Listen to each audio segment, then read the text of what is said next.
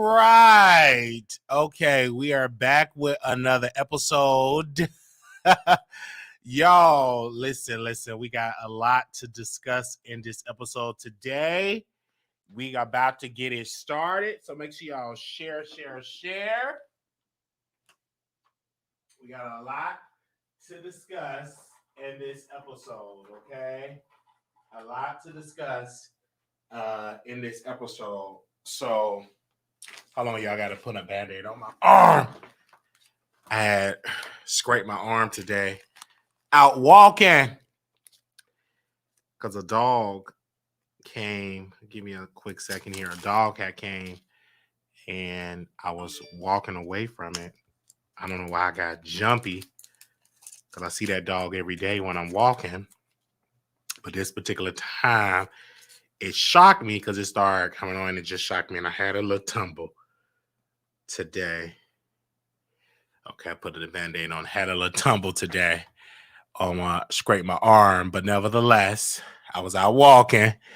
And I'm like, what's that on me?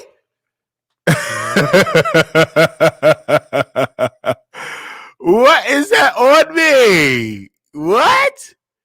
Like the dog came, and then the dog is very friendly. Like I said, I walk every day. I see the dog every day.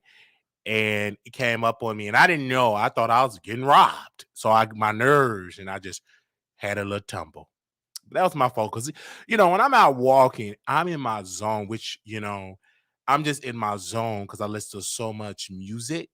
And it just be me and my thoughts. So I had a little tumble. And I just be in my zone. Like, I literally just be in my zone when I listen to, like, my gospel music. And I'm a little turned. I listen to a little, R&B. I listen to a little, you know what I'm saying? I listen to a little R&B. I listen to trap music, gospel, country music. I'm a huge fan of country music. I listen to all type of music. I'm just a music head, you know what I'm saying? But what really gets me in the zone is Chicago Mass Choir, Mississippi Mass Choir, Pastor, you know what I'm saying? Pastor,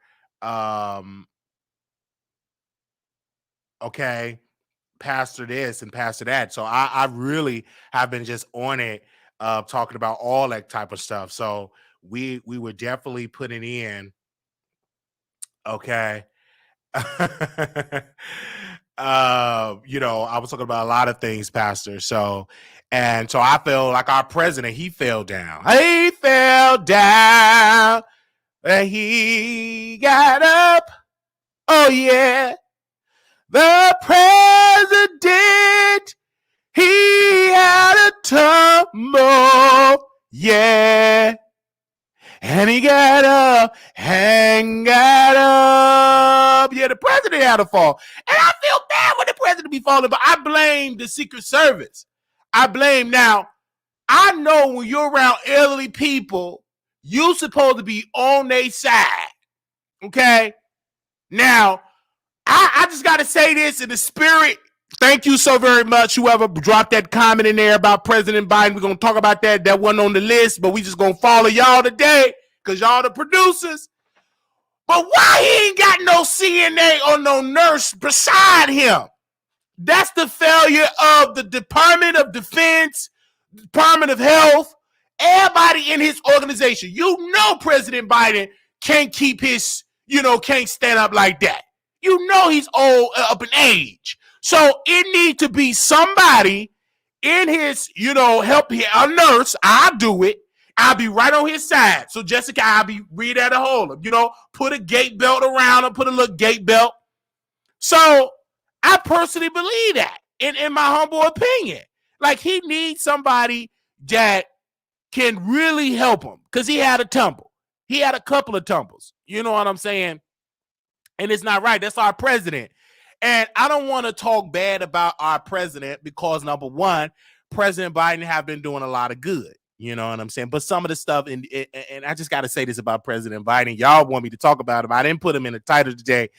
But I believe President Biden does a lot of good. Could he do way better? Absolutely. We've been frozen out of the money. We've been reaching out to ad agencies, and they be looking at me like I'm stupid. I be sending my numbers, and they said, well, sir, they give me the runaround and all that, because we trying to get money. Like, what we're trying to do on our show is trying to reach out to Coca-Cola, Pepsi, all the big wheels. We trying to get money. You know what I'm saying? I want to be able to hire people and travel this country and do more content. And I also be sending messages, to the government, and try to get some government, funding, because they be having commercials and stuff. Like, they be doing some stuff. So anyway, I would love to be the presidential CNA. Be right there for our president, because he had a couple of tumbles. And I love our president. I just feel like he's up in age, and I understand he's trying to do stuff, but he do need to be careful, because one bad tumble, that's it. I've worked with a lot of elderly people. It was one lady, I was at, okay, I got to be careful how I say this. It was one of y'all reached out to my old jobs, and they politely said, don't name the company when you're talking about stuff. Okay. And I won't do it. A lady called me was that yesterday? It happened to me yesterday, because I was talking about the company and I didn't mean to do it. My apologies. So let me be careful, not name no names. But I was at a place, and it was a beautiful place, right? I get up, and I'm about to, go in the dining room. Now, I didn't know that it was somebody behind me, trying to talk to me. One of the residents was behind. She tried to follow me, walk into the dining area. I didn't know this. And then in my provisional, I see her. She just took a tumble. Now, mind you, she was about 94, 95 years old. She could still walk and talk, everything. But this particular time, and she's a talker, but she was just sitting in her chair. But I guess she wanted to get up and talk to me. And she got up, and she took a tumble. Boom. Now, immediately I was like, call 911. But the nurse, this is why I didn't like policy with companies. Oh, we can't call 911 yet. I need to call the DON first and get permission to call 911. I said, F that.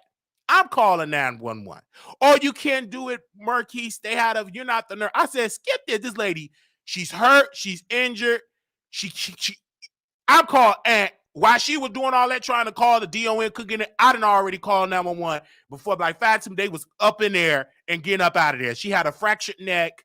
If she was just really just bad, I ain't listen to all that. And then the DON, she got a little upset at me, and I had to check her. I said, first and foremost, this was an emergency. She had a tumble. Trying to wait. Just imagine if that was your mama on the ground. So you mean to tell me we have to wait to call somebody while she's on the ground? Like, come on now, get up out of here with that. I don't care. Company policy is crap. The lady on the ground, she need emergency help. So I was walking, literally, I was sitting down, I noticed for the I was sitting down talking to my residents, I told you, and I said, oh, okay, it's time for the dining area. So I go to the dining area, get it prepared, putting the forks and the spoons and everything. And she got up, and then I looked at the corner, because I hear her talking, I was like, oh, what's this? Okay. And she took a tumble. She just, whoop. And everybody's saying how she took the tumble, right? Like, not too far from the nurse's station. And she was on the ground.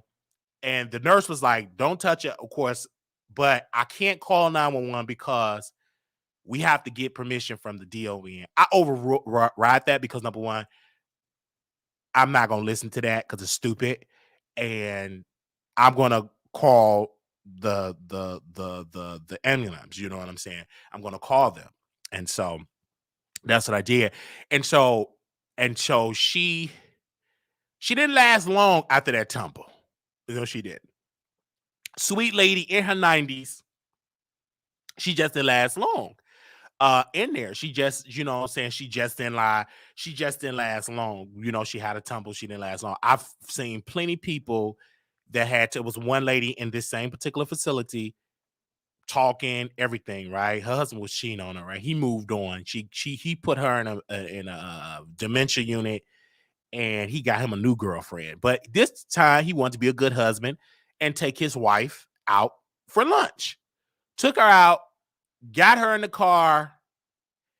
Then, no, he didn't even get her in the car. He tried to transfer her in the car without the help of the CNN because he think he can do everything. He was a little prejudiced. He think he can do a very prejudiced guy. And this is where his president being prejudiced and racist just effed up his wife because he tried to transfer her by himself. He's already frail too. And tried to transfer, he had a tumble and she fell down and she died. Like about a couple of days after that, she was gone. Maybe about 2 days. The lady was fine. She was in her wheelchair. She would talk. Me and her would go back and forth. I would put on Forrest, what's movie? Was Driving Miss Daisy. She get mad. She said, I don't want to watch Driving Miss Daisy. You play that every day, even though they said the lady had dementia. But me and her would just go back and forth. I'd be like, listen, ma'am, we're going to be watching Driving Miss Daisy. I don't want to watch Driving Miss Daisy. So, that was my lady. You know what I'm saying? And she used to play, like, I'm going to tell her for a second. So it was another resident that she was a fall risk. So I was like, oh, you can't stand up. So she would tell the lady, stand up, such and such. Go on and stand up. Don't listen to him. If you want to stand up, God, I said, ma'am, you can't be telling her to stand up. So that was one of my favorite parts of the job. Like the residents, they were lit. And I would tell you, working there, it was my best. You know what I'm saying? Because I literally treated them like human beings. I didn't care if they had dementia. I didn't care if they had whatever. We used to put them in a circle. And this is when the administrator, he was shocked because at one point he was just surprised. I put them all in the circle, right? Because the activity, she was whack. She was boring. So I said, I put them all in the circle in this dementia unit.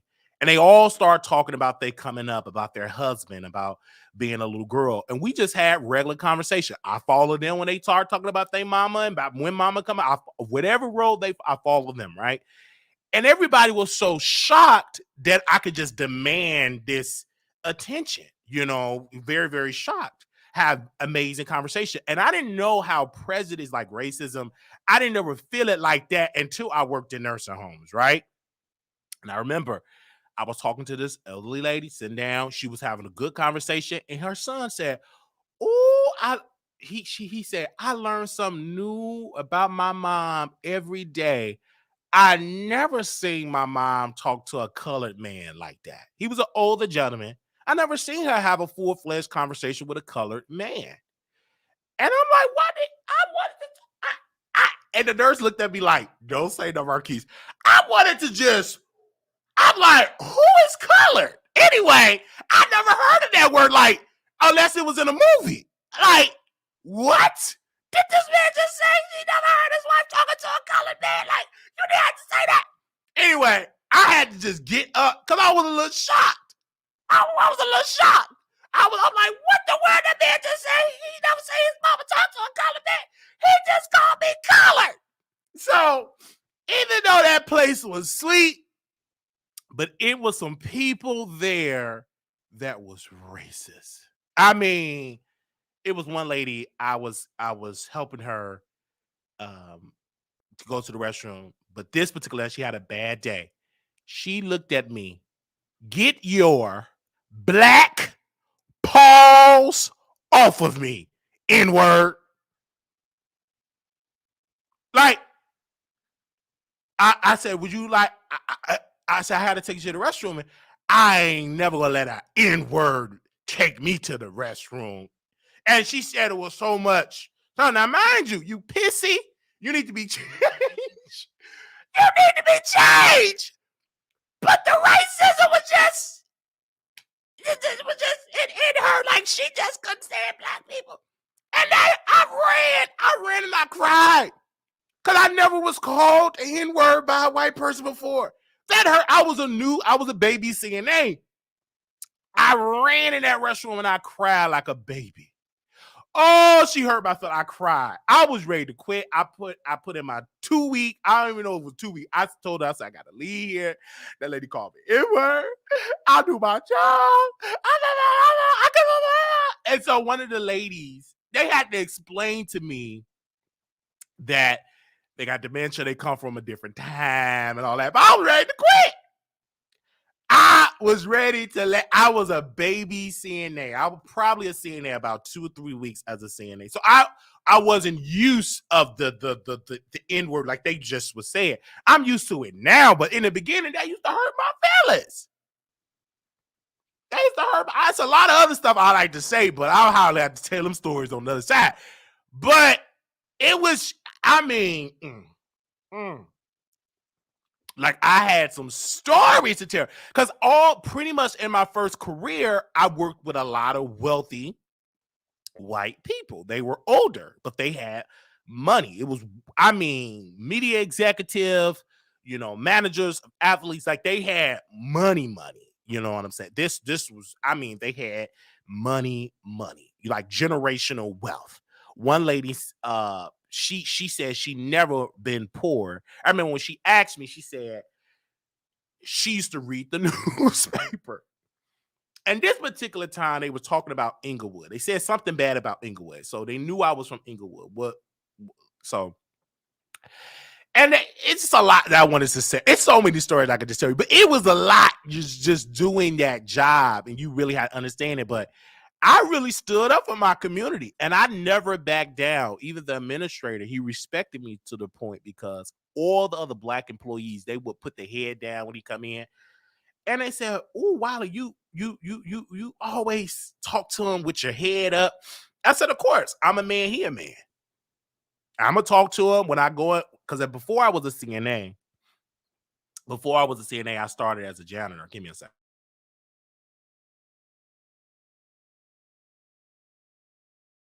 Before I was a CNA, I started as a janitor. So I would talk. He was very political. He was a stumped down conservative Republican, and some of his ideas wasn't aligned with my ideas about upbringing. So he kept saying, "Oh, I think you're a Democrat." I said, "Sir, with all due respect, why do you think I'm a Democrat?" Oh, because mostly African Americans they vote for Democrat. But I said, "Sir, I don't identify as a Republican or a Democrat. Number one, I identify is whichever politician that do for my community, that is who I support. Whatever community I support. So I don't identify with either or. So you will be considered an independent." I said, "Well, if you want to use the word independent," and I says multiple different things about it. So we had so many great conversations, and we went toe to toe in conversations and different things. And they were shocked that I was able to have these conversations with the administrator because he just really just thought I was just hood guy from the hood. I was from the hood, but I wasn't coming there with that hood ish. I knew how to turn it on and turn it off. When I came to that, I was an employee here and I was professional, always was professional, but I would talk to the guy, have a conversation with the guy and go toe to toe.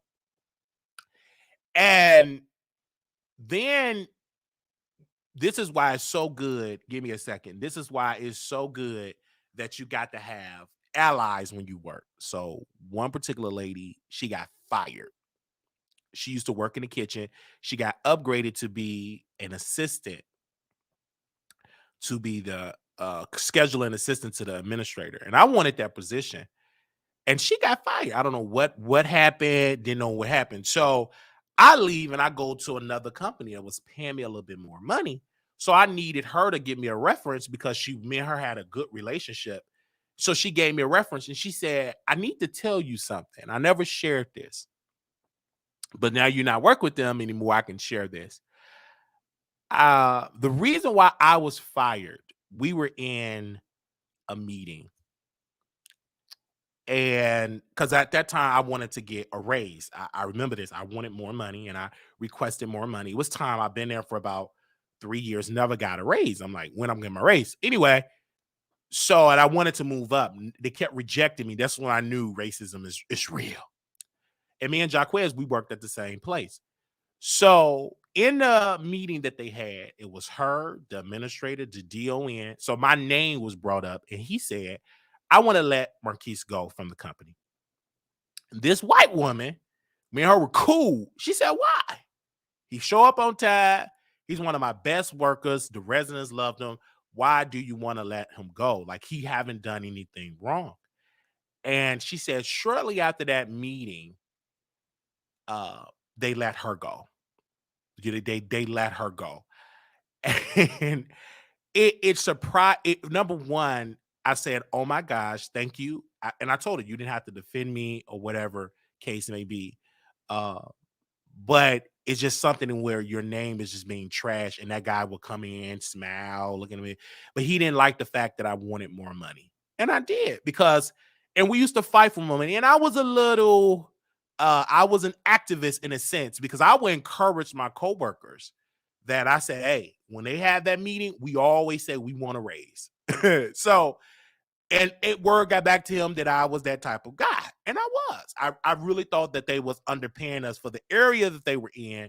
They were underpaying us, that we wasn't getting paid fairly. I by $12, $13 an hour. But in the area, you got people that are paying millions of dollars to be in this facility. So you're not paying us fairly, you know. So I really stood up for myself. And while standing up for myself, he wanted to let me go. But she stood up for me, and I stayed with that company for another year or two after that. And then he went on and left and went somewhere else. And when I finally left the company to go to another place, I needed a referral or a reference. And she told me that. I said, wow, this is why it's so good to treat people with kindness and with love. I always showed her love, always showed her support. We go all like we just had great conversations. Me and this white me and this white woman, we just had these great conversations. And all I did was, and I'm gonna say it to y'all that's here, that's listening to me in this chat, I was just encouraging my coworkers that we, you know what I'm saying, we need to request more money and we need to do it as a unit because I understood the power in numbers. And of all the work that we did, we finally was able to get raises. Like before I left, because I went and got something better because it was just too much of a drive going there, and I got a little bit more money to work closer to my home. They finally gave us more wages, and to this day, the people that are still there, they said, Wiley, thank you for standing up for us. And you did it when it wasn't popular. And I will always stand up for workers. Always. And I tell people all the time, there is power in numbers, right? And you have to stand up, and I did it. Thank God. Now I probably wouldn't have done it if I had children and a family, but because I was living during that time, I was living with my grandmother. So if I lost my job, I still would have had a place to lay my head. But I thank God I stood up for something. That because I was just woke. I mean, woke to the sense of the system. I was just a woke young brother. I wasn't your average young brother. You got to understand the people that I would listen to was Minister Farrakhan and all of this stuff. So I was very woke, and it always have been. And so I stood up for us. So, but that was a little story time. Now let's get into the mess, okay? All right. That's what makes your channel different from the cookie cutters. I like when you talk about politics. I love when I talk about politics. And let me say this really quickly. It's even going to get better talking about politics. I had a conversation with a person that worked with the Democratic Party, and she was telling me, she said, Wiley, your voice is needed, but never ever get angry when you're in these spaces. Learn how to take rejection. And when you go in these spaces, be professional. So she was putting me on game when I get into these press conferences. Like, don't be ignorant, wait your turn, be professional, and relationships is key. And be respectful, and always tell your people the truth about what is going on in this environment. Because she said it is not too many people that look like you that is going back to their base and telling them the process. And she said it's going to be challenging. You're going to have resistance because you are competing with this person. She told me, she said, you are competing with the major outlets, and they do not like, she told me this, when YouTubers, right, come into their space, they don't like it because y'all have a little bit more freedom because they feel like we shouldn't be there because we didn't go to school for, and I didn't. I'm not a journalist. What I am is a commentator, and my people deserve, where I'm a media outlet, because if you use the word journalist, they get mad. But I deserve to be in that room so my audience will know what is going on behind those closed doors. So when I get the press releases, I get to talk about what's going on in Chicago. I don't know where this is going to lead. I don't know if I'm going to become an alderman one day. I don't know if I'm going to become a mayor one day. But one thing I can say is, because of the help that of the Sean Kings and the Roland Martins and those people and so many of our ancestors that are no longer here, I thank God that I'm using my voice for something positive, and I'm finding my voice as something positive. And I've noticed in this sector, a lot of my competitors or colleagues, they don't talk about politics, and that's something that it affects us daily. It really do. When I get into the conversation, we're gonna get into the topics, y'all. When I get into these conversations, I don't want to just always talk about celebrities, because at the end of the day, I must address what's going on in our political system, but address it in a sense where you will understand it and it will bring some type of fun and some type of to empower you about things. And let me tell you, because of what I've did, the little that I've done, people are saying, hey, I'm going to get more involved into my city hall, into my state, into my all the type of stuff. So I will continue to get involved. Thank you. And we will continue to bring people on. Like, we got other interviews that we're going to have, and I can't wait. It's going to be great. All right. All right. So yeah, you got to be very professional, because I have to. And my patience come from working with elderly people. Yes, because I'm very patient. All right. So let's get into these topics here. All right. Let's get into these topics here. Shout out to J Mel Green. Y'all know, y'all see this really quickly. I wanted to address this because a lot of people were saying, Wiley, nothing have happened after George Floyd. I think I probably addressed this, but I want to address this again. The reason why nothing have happened after George Floyd's demise with companies is because we as African Americans, we don't do a good job in this generation for a follow-up. We have to do good with a follow-up. If a company saying, hey, Wiley, we're going to give $1 billion to Black-owned businesses. All right. We must, within 3 to 6 months, follow up. Okay, let's get an update. How much money have you dispersed to Black-owned businesses? They bank on a press release and we get excited. Oh my God, look at all the money. And we don't do a follow-up. Just the same way with the George Floyd Policing and Accountability Act, we did not do enough of a follow-up. It was some organization on the front line, but it wasn't enough.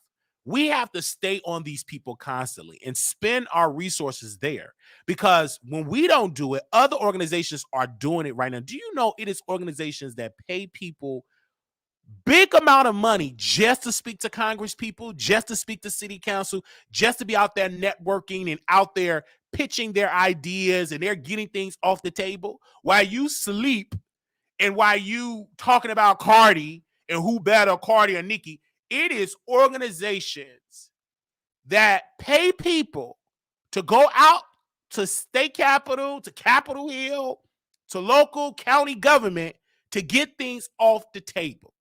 A lot of black people need to understand that it is organizations that are advocating for their interests. And we as African Americans, we must advocate for our interests too. Now, we do have organizations that do that. And I tell those organizations, y'all got to do a better job broadcasting the work that y'all are advocating for Black people, and bring it back to the hood. All right? Bring it back to the underserved community and say, hey, this is what we are doing. This is the work. And that's why you got to have a camera team. Every organization must have a media budget. You got to. Because the reason why Dr. King was so effective in what he did, he understood media. A lot of people don't know that. He had a column, I think in Ebony Magazine or Jet. I think it was Ebony. He had a column with Black media first. And then mainstream media caught on to it because they understand how profitable it is talking about the civil rights. It was good ratings, all right? So he understood, okay, let's agitate because we're going to continue to go viral. They're viral back in the day was be on the New York Times, the Chicago Tribune, or all the newspapers. That was their consistency, because there was no Twitter, there was no Instagram. Your going viral is on the 6 o'clock or the 9 o'clock news and prime time news, and being in the newspaper. So one of his effective strategies was, let's agitate and let's make sure the media is here to document it so people know. That's why he was such an effective leader. Now, that's why organizations today must take a page out of that playbook and continue to broadcast what they're doing on their social media outlets, and also working with Black-owned media and mainstream media as well. Because if you're not showing the people what you're doing, they're going to say you ain't doing nothing. You ain't going to do nothing. You ain't going to do nothing. And one thing I can say, thank you, somebody just said it with the George Floyd, we got to invest in the political stuff and donate. Like, if I become a billionaire, I will have candidates that I will buy. Oh, what? You shouldn't say that. Yes. Because when you become a billionaire, you want to be having campaign events. So if you need a return of a favor, they're going to probably 100% of the time take your phone calls, because they wouldn't be in the position if you didn't have donate to their campaign. So, and people don't understand that politics and money is a marriage. It's a marriage. You cannot have a political impact without any money.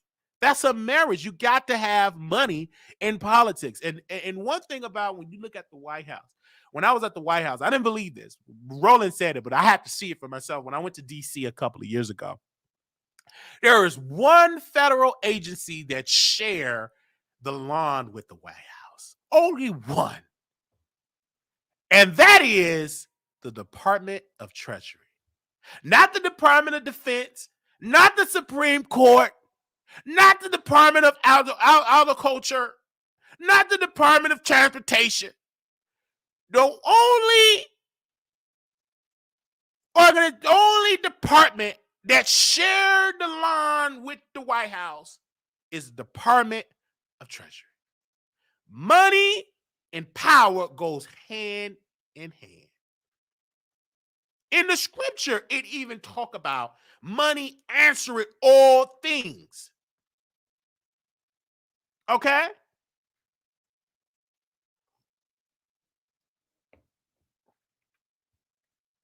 So you got to understand that. So if I become, this is why my email is flooded. Because back in 2016, I used to give money to candidates. Republican candidates and Democrat candidates, Green candidates, Libertarian candidates. And so in my email, my friend was like, Wiley, you have so many emails with politicians asking you for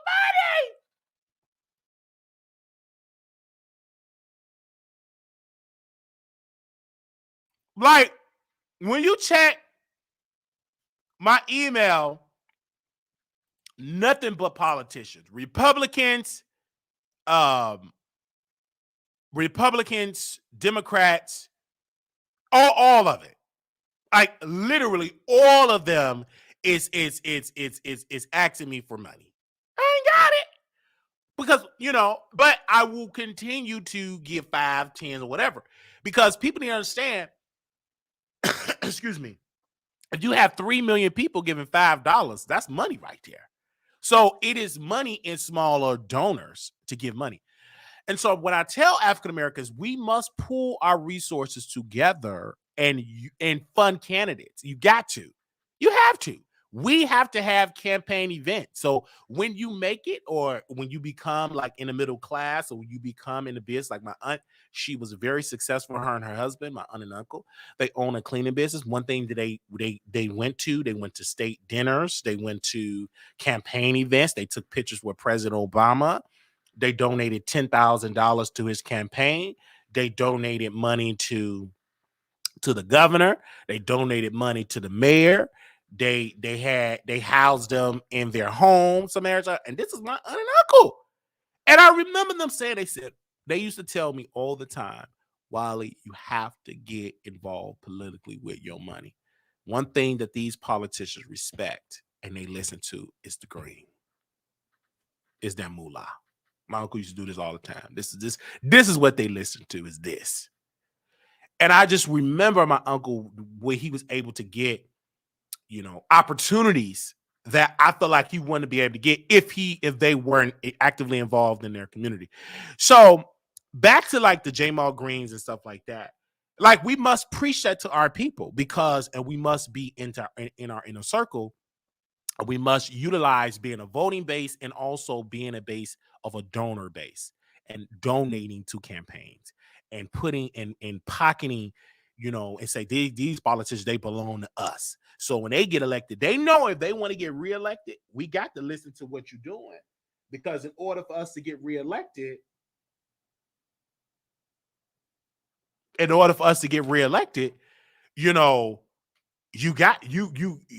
to listen to you. In order to get reelected, I got to. In order for me to get reelected, I got to listen to what you say. I got to, because you gave me $2, $3, $4 million to run. Do you hear me?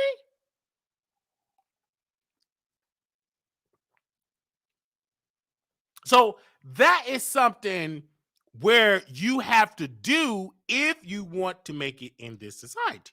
This is society runs with money. It does. I don't care how you look at it. I don't care what your color is.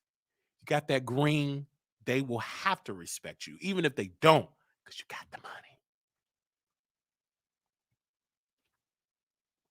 All right? You got the green. And they have no choice but to respect you. All right. So thank y'all for that particular thing. I just had to bring that up, and we got to do it.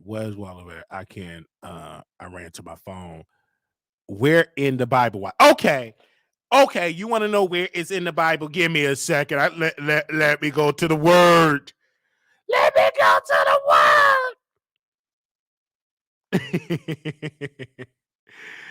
Let me go to the word here.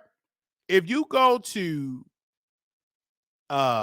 Ephesians 10 and 19, all right, a feast is made for laughter, and wine making it merry, but money answereth all things.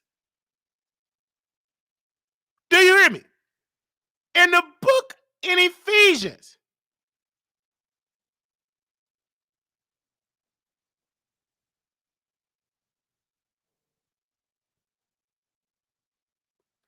it said it. Now, you can break it down and you can talk about the meaning and all that good stuff, but that's in the scripture.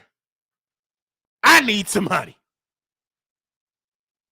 It does answer all things. You want some things? Get you some money.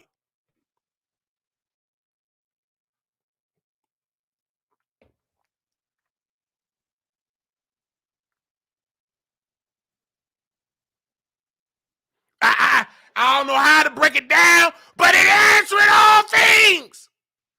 And in the scripture, you can't be broke, and stop telling people be broke. You gonna make it there? No, I don't believe in that being broke.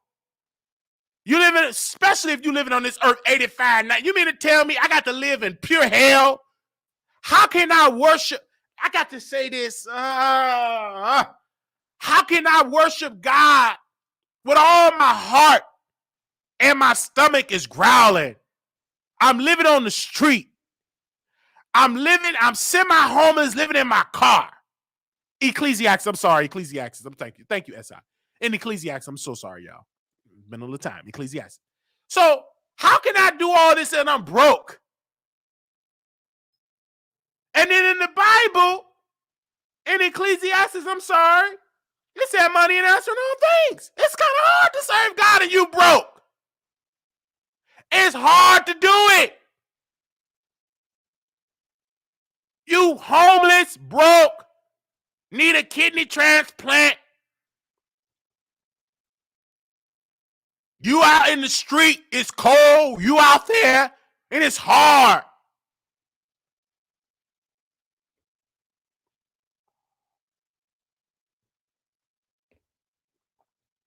You know, it's really, really hard.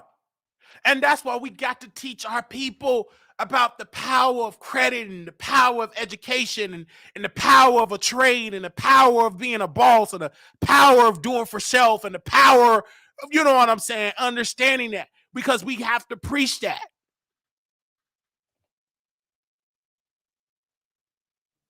Okay? I'm so sorry, but I have to say it.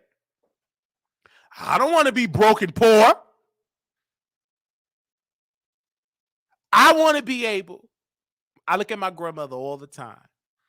I said, if I make it to be 85 and I can't move around, like I want a staff that's in my home. I ain't got to go no. My staff is here that will clean me, feed me, good quality food that I want to eat. 85. Now. Understand that. But in order for me to have that life, and I don't even want to wait there, I want to have my golden years right now. You got to take care and make some good decisions back. You know, you got to make good decisions. You know, I can understand you grew up in Jim Crow and all of that. I understand that.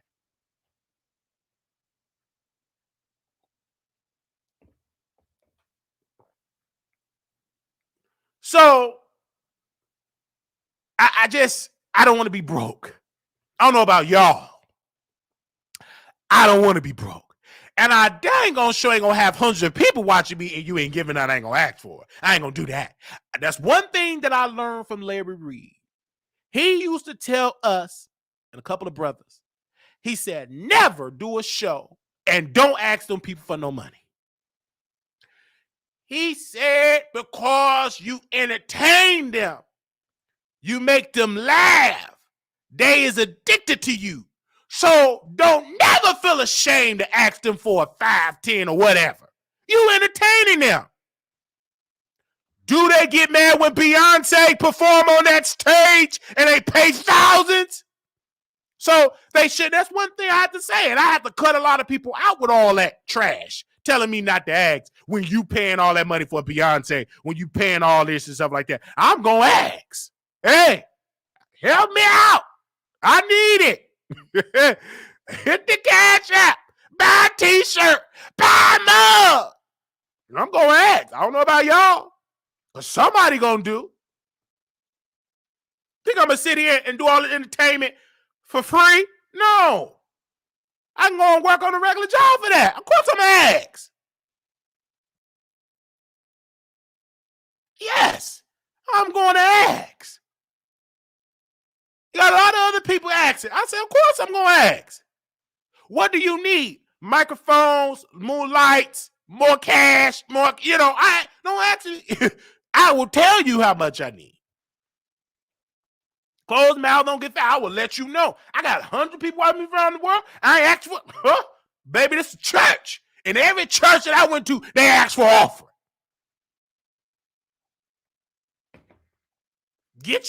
Become a member. Pay a fee. Do you understand? And we had a meeting. We had a vote with our members. Did we not, members? For those that have voted, give me a quick second here. This is my hustle. Man, please. Get mad at me. You got other people hustling out mansions and stuff. You ain't get mad at them, but get mad at me. Get out of my face, devil!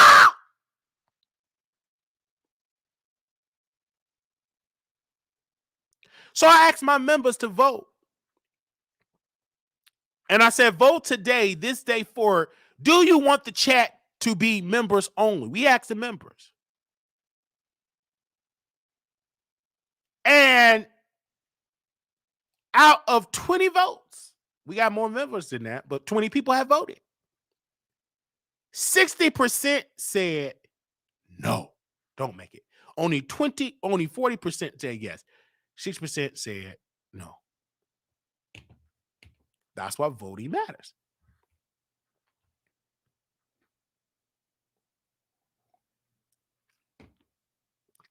So, and now we put it out, and that's what we have it to the public, thanks to the members. So I just had to say that. So I'm saying it from the heart when it comes to stuff. I don't feel shame of doing it. Just like we got a Zoom that we're going to do next week.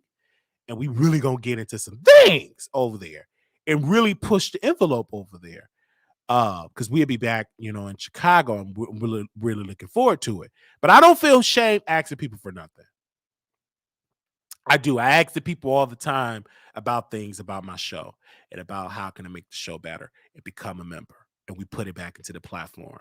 It does what it does. And we give it more content. We talk about more ideas, and we got more things that are coming. But we stay in our lane. We can't compete with everybody that's making close to $1 million. They can have a budget to snort it up their nose. We don't have that type of budget to snort stuff up our nose. We just don't. We don't have that. No. We can't just snort it up our nose. We ain't got that type of budget.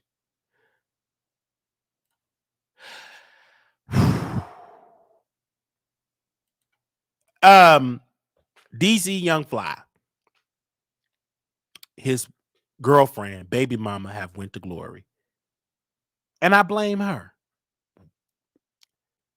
Because women need to stop doing this. And let me first start off with this and say, I apologize. I apologize for telling Erica Banks to get surgery. Number one, I apologize. I want to say, women, that is dangerous to go on that table to get surgery. Okay? That is dangerous. I believe that this beautiful woman, this beautiful queen, was looking at the women that are in DC Young Fly DM, and she tried to keep her body to compare it to the thoughts, to the hoes that are reaching out to DC Young Fly. Many people have came to me and said, Wiley, are you doing the surgery? I said, no. I'm happy. I'm not depressed. I'm good. I satisfy myself. I'm good. And if I want to get that six-pack, I can do it. Put the work in. But I refuse to go under that knife to get a sleeve, to get a gastric bypass, all that type of stuff. The issue with this generation is that they are comparing themselves to people on Instagram. Stop it. There is no such thing as a perfect body, a perfect person. We are all imperfect beings. But having an imperfect being don't mean that you have to be depressed. Stop comparing your body type to the next person's body type. I appreciate my body because there's somebody out there that wants them a thick chocolate brother with a cockeyed, twisted leg. Somebody out there that want me for how I look. And if I want to go to the gym and get a six-pack, let me do it for my own thing. Don't let me feel pressure because I'm trying to compete with somebody else and do that. Go right ahead. Ain't nothing wrong with having competition, but don't be let me get under the knife. No, because it's selfish because of your children got to wake up to not having a mother. 32 years old. Because you wanted to get a mommy makeover. No, you wanted to get your body snatched. Instead of you stop being lazy and go to the gym, you want to take the easy route and go under a knife. That's what you want to do. And you probably say he ain't married. Of course he ain't gonna never marry you. A man ain't gonna marry you if he already got kids by you. It's a high possibility he ain't gonna marry you.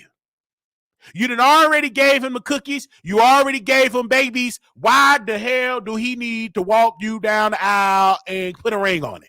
You done gave him everything for free. Why do he need to put a ring on it? So when I look at this story, I was hurt because I was hurting for the babies. Because they're waking up to not having a mother. Because mama wanted her body to be snatched. And it took out. We were on the reality show. We did a reality show.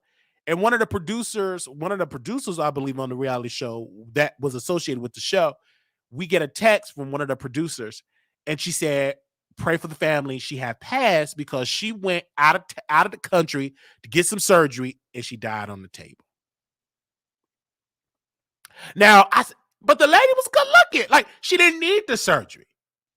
But y'all are trying to compete with these internet Instagram models, and you're putting your body at risk. You're competing with a false reality. It is okay. You a woman, you have babies. Of course you're going to get stretch marks. That is natural. Ain't nothing wrong with that. Of course. You got people going to Colombia, getting their regular teeth, shave it down. They look like they can't even close their mouth because they trying to compare, and everybody got the same rat. The teeth is so big, you can't even close your mouth because you're trying to compete with trying to have perfect, just so perfect. Well, ain't nothing wrong getting your teeth white and bleach and braces and all that. That's fine. But go on there and get your teeth shaved and spending thousands on false teeth. But people are doing it.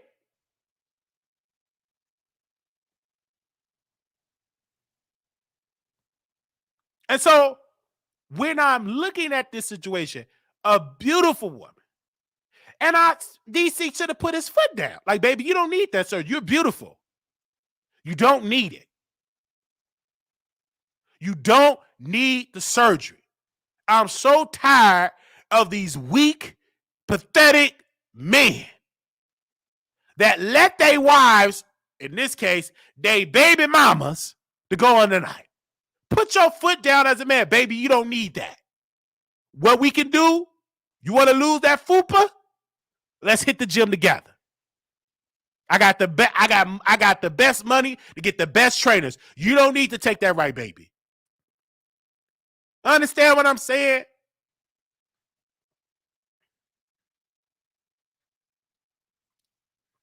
You could compete with filters. It was one YouTuber, I ain't gonna say her name. I'm not gonna say her name. I'm gonna say Nicki Minaj name because I'm gonna say a celebrity name because some of these YouTubers get mad when I say their name. So I'm gonna say Nicki. Oh, I can't do that live. I gotta come back. I gotta put a good filter. Honey, let me see your regular skin.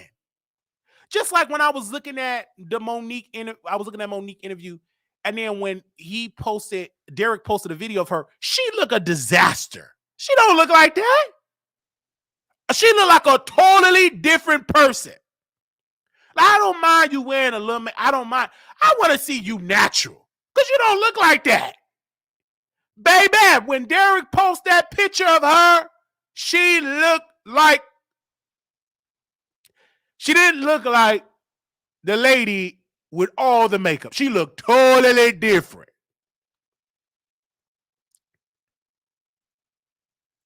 Okay? So when I go back to this DC Young Fly situation, I blame him in a sense because he should have put his foot down. I'm hard on men. Most men is hard on women. I'm not. I'm hard on men. I'm hard on us brothers. This ain't the type of show when I'm hard on women a lot of times, because if you got a man, I got to address the man. That's why me and Tasha don't talk today, because she always say, you come to from my husband. Absolutely, I come for the man.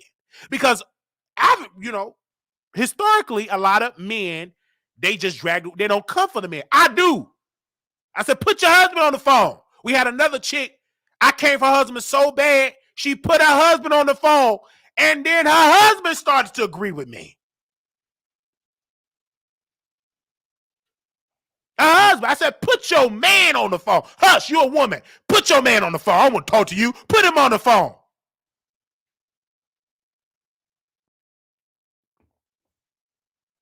She put her husband on the phone. And that brother started to agree with me. And I said, the reason why you got all this trouble because you got a messy, busybody wife. I don't need a wife that's always in everybody's business. Sit your hand, but you out of order. I don't know why I'm on it. You out of order. Sit down. Always in people's business, playing with yourself. You always in mess. You too messy and old. Put down that phone. I don't know why I'm on that spirit. Sit down. Too old to be doing all that mess. When you get about 55, 60, your name should just be in mess.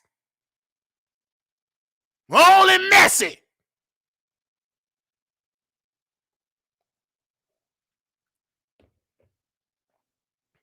I ain't letting none go. I'm going to go to the police. Go to the police department. I'm going to the police department too, and I'm going to tell them, you're old and messy.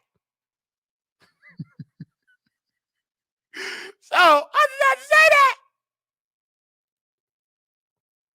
Old and messy. You know, all that type of stuff. You married, sitting in all that mess, giving all that money. You're a foolish one. Foolish. Gave that money to a man. He just snorted up his nostril. Took it and snorted. Got high with your money, fool. Took that money and snorted it.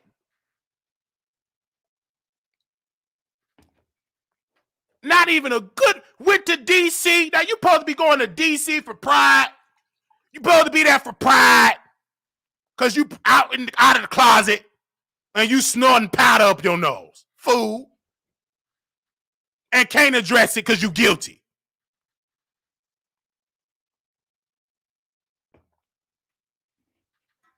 Didn't even have a common decency to wipe it out, right the crust of the drug out that nostril.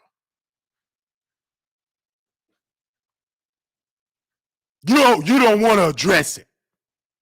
Number crust coming out that nose.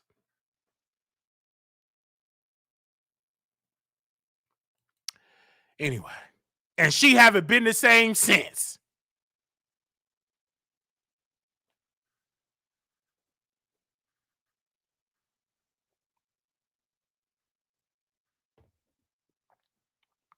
Let's go.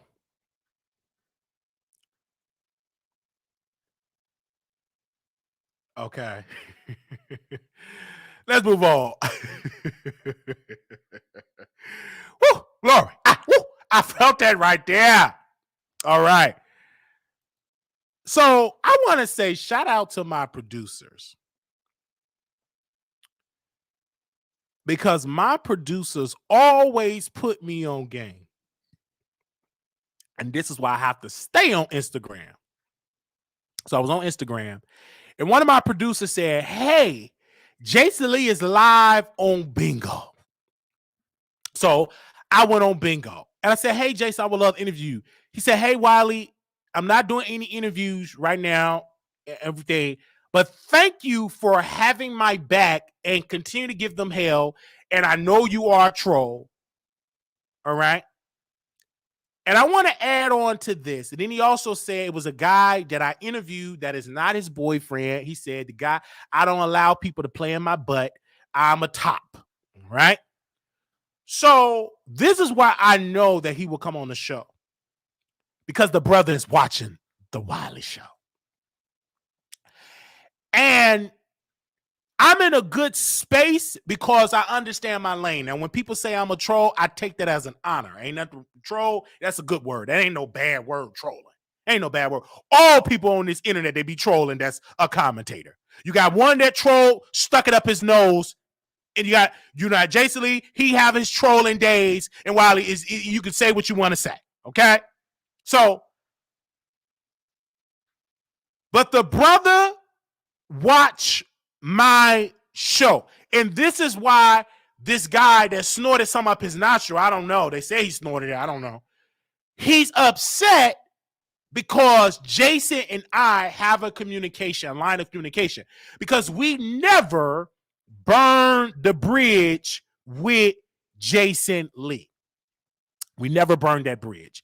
We had a disagreement, but I never post private messages. I never burned his book. That's stupid. Why would I buy a book and burn it? That's dumb. But I've never done that. Now, I have to sing his praises because out of all that, Jason's successes have been wins after win after win after win. Armand Wiggins is dealing with drugs allegations right now. He's dealing with a lot of drug allegations. I mean, they're saying the guy's a drug addict, addicted to drugs. He's dealing with these allegations and he's trying to sue, but it's difficult to sue because you got to sue the entire internet. you got to sue the entire internet. Anyway, so a lot of people were saying that, Wiley, you this and this, and you're going to turn against. I said, no, I said what I said about Jason, and he's winning right now. And now that the dust have settled, even Armand Wiggins knew he made a major mistake turning against Jason Lee. He knows this. And it eats him up because he did it. Because number one, he probably got high on whatever substance, marijuana or the sugar. I don't know. Because he do get high. So, and he probably was drunk and he wasn't thinking logical. I don't understand. You got all this money. You ain't got no people in your corner say, hey, bro, I don't think you need to do that. And to his credit, he did have people in his inner circle telling him not to do it, right? He did it anyway. And he regretted. And we did have his back because it was a narrative that he put out. I said, oh, wow, okay. But then once the dust have settled, I said, maybe he made a mistake. And then when he called me from Paris, he said he regret talking about Jason Lee and tried to discourage me from talking about the brother. And this is what I want to say about Armand Wiggins that I admire about Jason. Jason don't play no games. He's about his business. Armand tried to paint this picture that he ain't messy and he's just as messy as they come. He tried to paint this picture that he's so grand that he don't do mess. He does a lot of mess. I think one of the major mistakes of him moving to LA, I think he picked up this culture of trying to chase to become the celebrity and it backfired on him. Because one thing I know, when you're trying to be a celebrity, you have to be able to have relationships. And Armand used to tell me about that, but he went to LA destroying relationships. Do you understand? So when it came to Jason, I think that Armand should have just kept quiet. It is people that have burned me on these internet streets. I never discussed it. I mean, some people that I had on my show trashed me for filth. And I just take it and I just move on. I don't say it. I don't say nothing about it. Because it ain't going to make them bigger. And I said, forget about it. Just whatever. I had to learn that.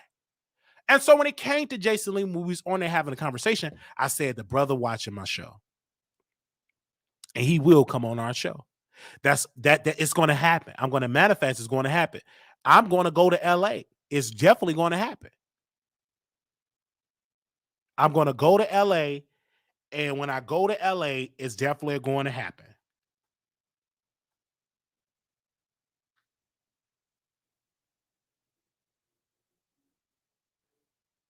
I believe that.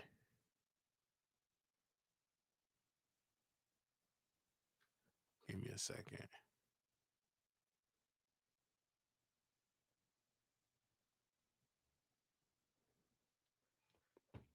All right. So I've trashed people, but it's some people I've never trashed before. And then when you trash, you have to apologize. And I apologize about Jason. And I apologize and I move forward. I move forward and everything. But I'm not trying to be in these spaces with people that I have trash. I don't. I really haven't done it. And I don't do it, when it comes to stuff like that, when it comes to situations like that. Now, when it comes to Jason and he will be on our show. That's a fact. We will be in LA. It's a fact. He will be on our show. Just know. He just don't know it yet, but he will be on our show. Okay. And we will have him on our show. It will be one of the best. It will be the best interview he ever done. Okay. And he have done shows with people that get less views than us. So if he can do it with them, I know he can do it with us. And we get more views than that. We would definitely bring him on our show. I would love to co-host on Jason Lee's show. Why not? I'm putting it out there. And we will continue to bring him up. And Armand, he fought so hard for me not to talk about Jason. He did. He tried to discourage me and lied to his audience and said, he lied to his audience and said, you can't give Wiley. You never gave me suggestions to help me. When I tried to upgrade the system, didn't tell me about it. When we reached out to him, I said, hey, can you tell me the system that you use? He said, you figure it out. He never tried to. So stop lying to those people over there. Liar! You did what Jason did. If you accuse Jason of doing that, you did it to me. You didn't want to help me. So sit down. Didn't want to give us no help. And accuse Jason of all these things, and you have done the same thing. You try to be like Jason, and you think I'm done. I would take all your calls. Who cares? I'm going to take your calls. And we took your call. And the way how you talk to me is like you're talking down to me. You never talk like that. I can tell when you're successful. You're the successful or Wiley. So let me tell you. And it was all about me, all about him. And all telling me not to talk about Jason Lee. That brother, he got on the phone for over almost 2 hours trying to make me not talk about Jason. And then the brother get mad and said, I will never call. Stop that line. You gonna always call me because you know I'm gonna answer.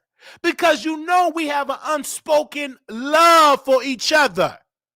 Now you trash me, I trash you, but obviously it's some love there, or not no love, I don't know. But you still call and I will still answer. And then you block me back. And then just like the YouTube, the Instagram stuff, right? Nobody asked you to unblock me from Instagram and Twitter. You did that and got mad. And poof, block me again. You playing these games, sir. I can still see everything that you post.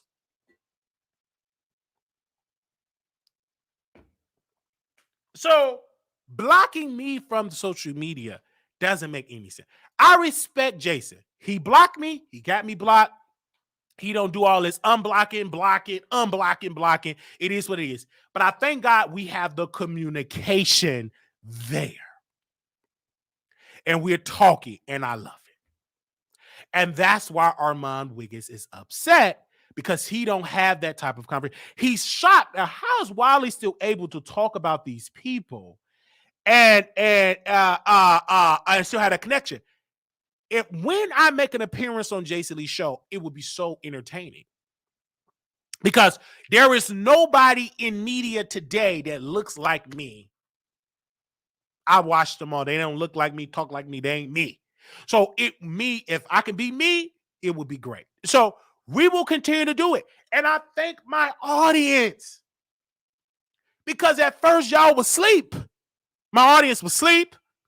When I say sleep, you didn't post about me at all. Like some of y'all was ashamed. I was y'all secret. I was y'all secret. I was y'all side chick.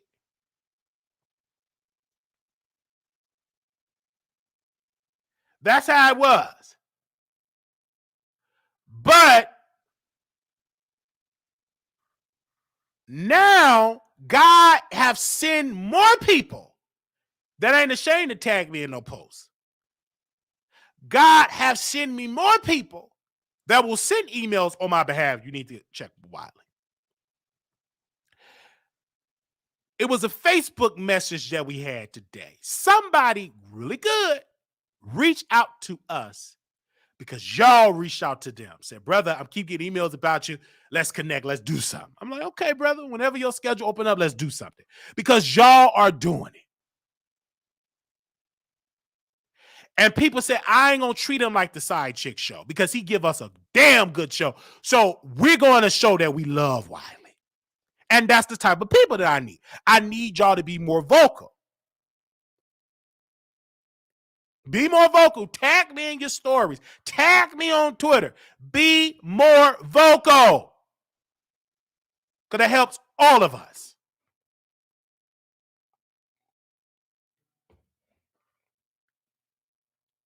All right? Thank you, La Maria. Now, Maria hit me up. She says, you going live today? I'm addicted to your show. And I really wasn't going to go live today. But I saw that text. She said she addicted. So I'm going to give her a Wiley fix. And I'm going live. But she reached out. She said, you're going live today. I put a thumbnail together. Put a title together. And I went live. Okay? I went live. So, and I'm glad I did. So when it come to Jason, it was Kyle I want to speak about first. I had Kyle on my Twitter banner for years. I had Kyle picture on my wall in my house. And I would have people over. Is that the guy from the Shade Room? And that's it. Yes, he will be on my show. Actually, I said other things, but I can't really say that because I will say it. I don't think y'all gonna share it to him.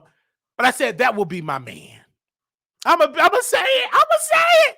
I had the huge crush on Kyle. I don't know why. Kyle just does something to me. So we were smoking some trees in my house. I would say about a couple of years ago. And so I had people come over, and I had a picture of Kyle. I forgot that I meant to take it down or something, but I didn't take it down. The pictures were up. It was multiple pictures of him up on my wall. Is that the guard from the Shade Room? I said, yeah. I said he would be my man. Because I put it in there. Me and Kyle will date. We will be together. And I put it in. Put it on the wall. And I put him on my Twitter. And people said, why you got Kyle as your banner? I really want him on the show. And then one particular day, it was an opening. That's why you got to be patient. It was an opening. Kyle and Milagro got into it. And baby, I seen my opening. I said, this is my opening. I got it. Went live, and I was off. I jumped on the opportunity. Kyle called into the show. Stayed on the show. So adorable. And we have that relationship. But then the honeymoon phase phased out of my mind. And then I told Kyle, quiet, I see y'all in here. I told Kyle, I said, listen, I need you all to I need the neighborhood talk to post YouTubers. And he asked for a list of YouTubers. And he reached out to Armand Wiggins. Now, Armand Wiggins couldn't stand Kyle, but this time he liked him. Anytime people come now, he like him.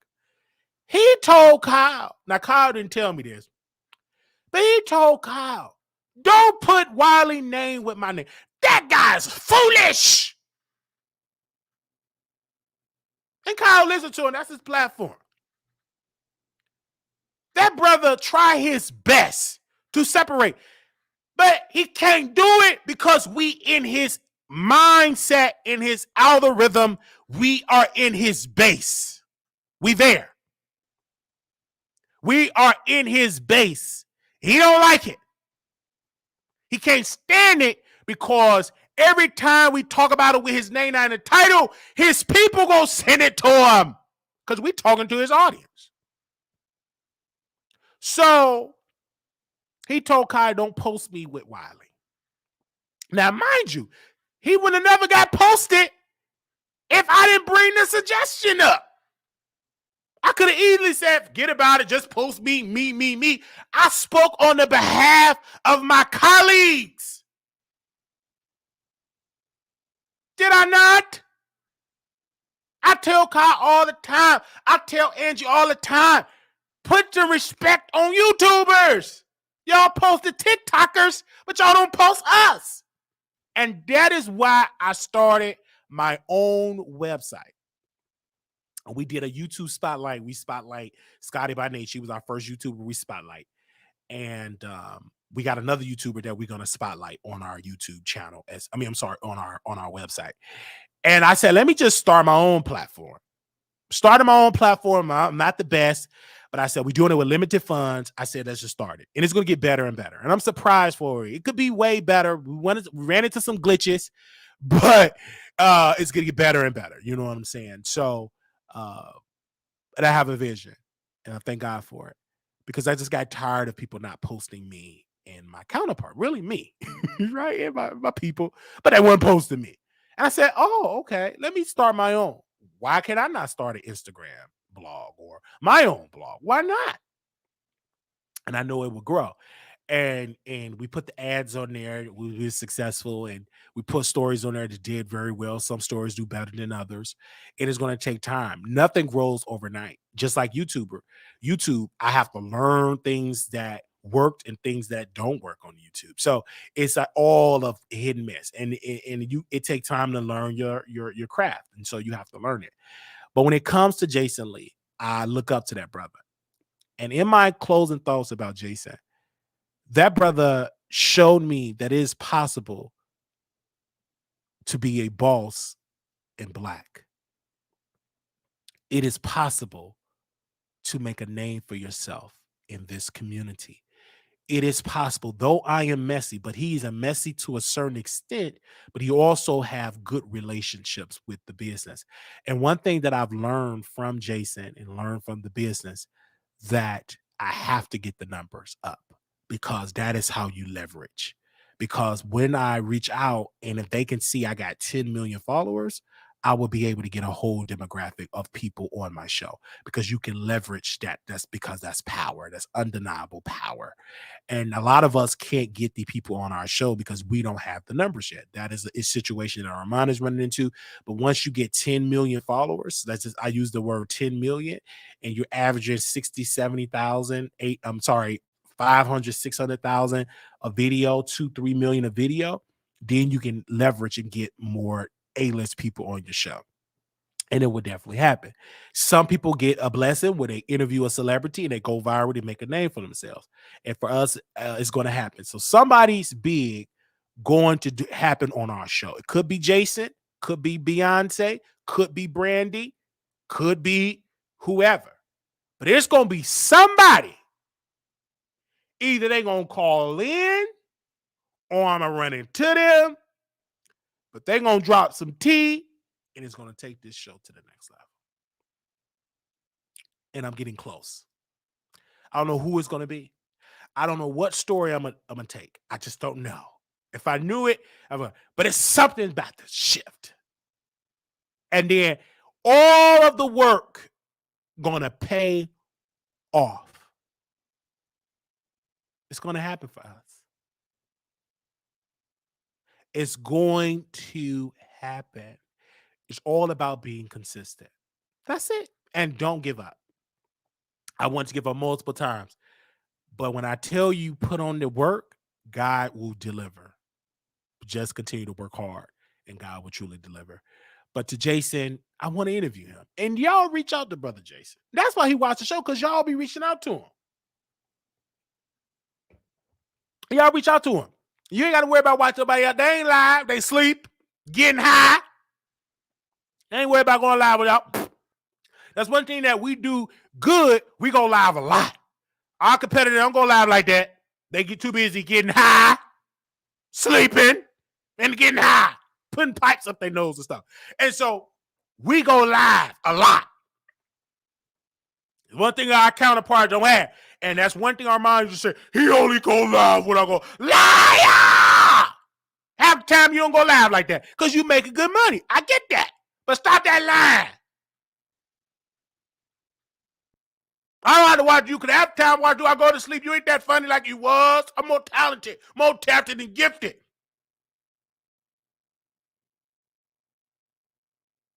Sit down, liar! You wish you could be funny like Wiley. There's only one person like me, and that's me. That's everywhere you can find overcome. Look at what. Yes, I've done it. Made a name for myself. Thank you.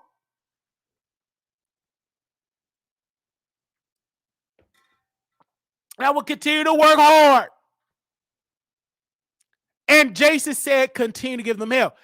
Thank you, Jason, because Jason watched our show. That's a millionaire. He watched our show. Me and Jason go way back. And we will continue to show love to people. Now, I'm not going to say, give me a second, I'm not going to say that I'm always going to sing Jason Lee praises. That ain't me. I'm not going to always sing your praises because it's going to be some things I got to criticize you because you're doing some effed up ish. Like Armand, some things he does great. And some things he does some coke. I don't know, sugar. They say coke, Coca-Cola. Some days he do the Coca-Cola. And some days he does some great stuff. But we talk about people. Right? So to Jason, brother, come on our show.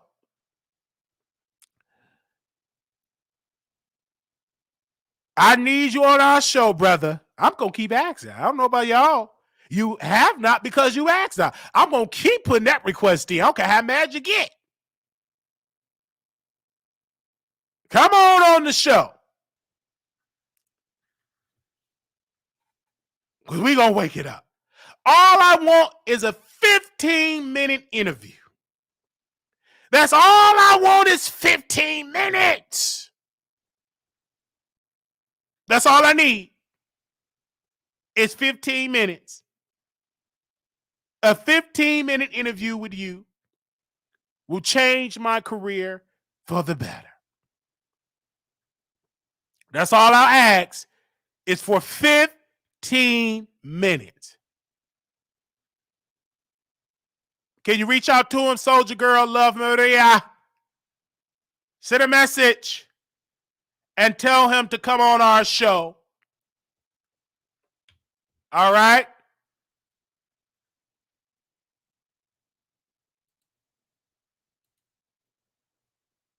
Now, we have to talk about Tasha K. Well, I was going to talk about Darius Cooks. I didn't put his bitch on there. Hold on, y'all. Give me a second. I forgot his picture, child. Give me a second. Hold on, y'all.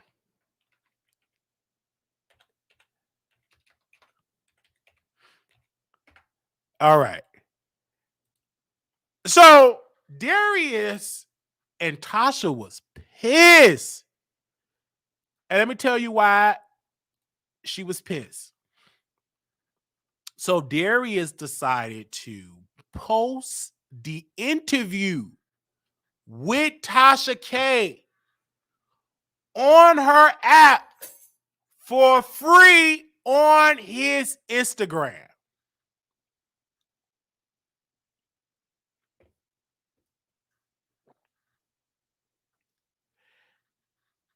He literally posts the interview that he did with Tasha K for free on his Instagram. Tasha K was pissed. She was extremely pissed because that premium content is for her paid $12.99 subscribers.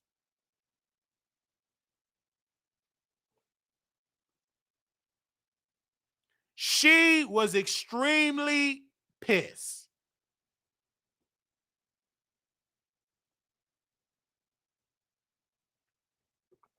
Because he posted the interview for free.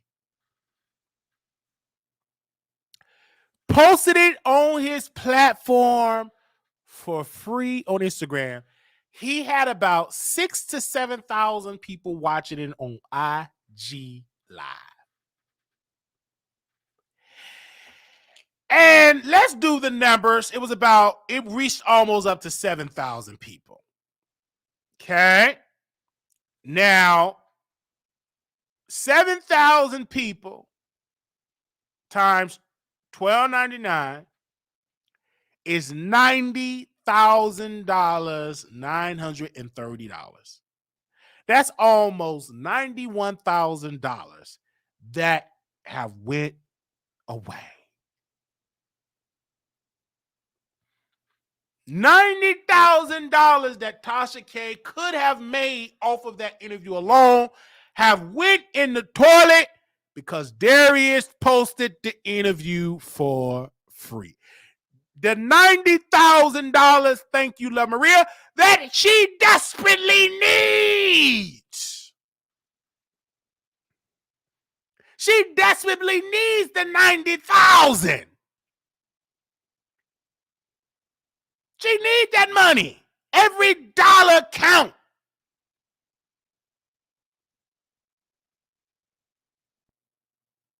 He did on purpose. So we reached out. He said the reason why he did it because his people is not going to pay the $12.99. The $12.99. That's why he posted it to the public. And he didn't even pay for the $12.99. A person on his team or whatever, or follower, gave him the access code to play the interview on his IG.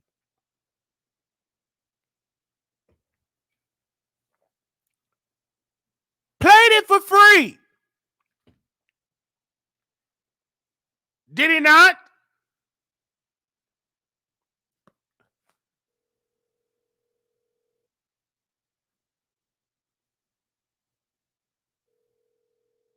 Played it for free.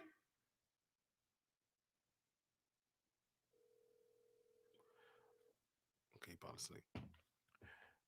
So,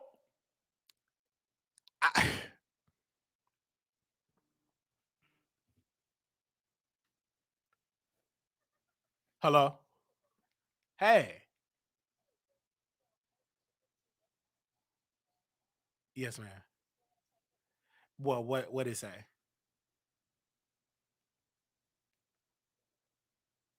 Darius played it for free.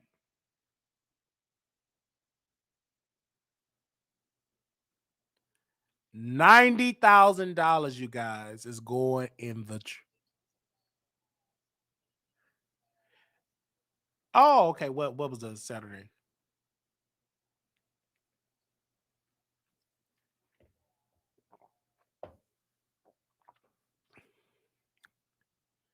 Okay. Give me 1 second, you guys.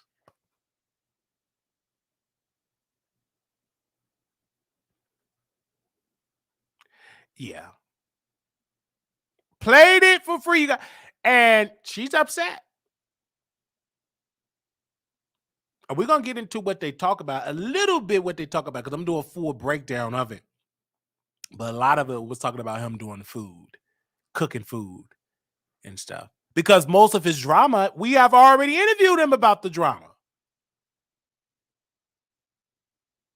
We have already interviewed all the drama when it first happened. We talked about it. We interviewed the lady that sued him for order protection. Okay.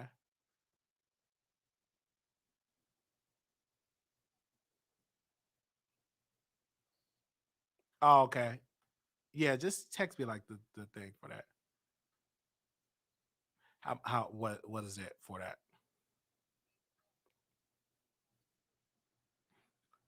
Oh yeah, that's fine. I can do it. Yeah.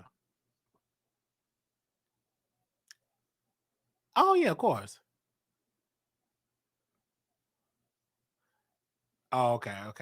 Because you have all this stuff like.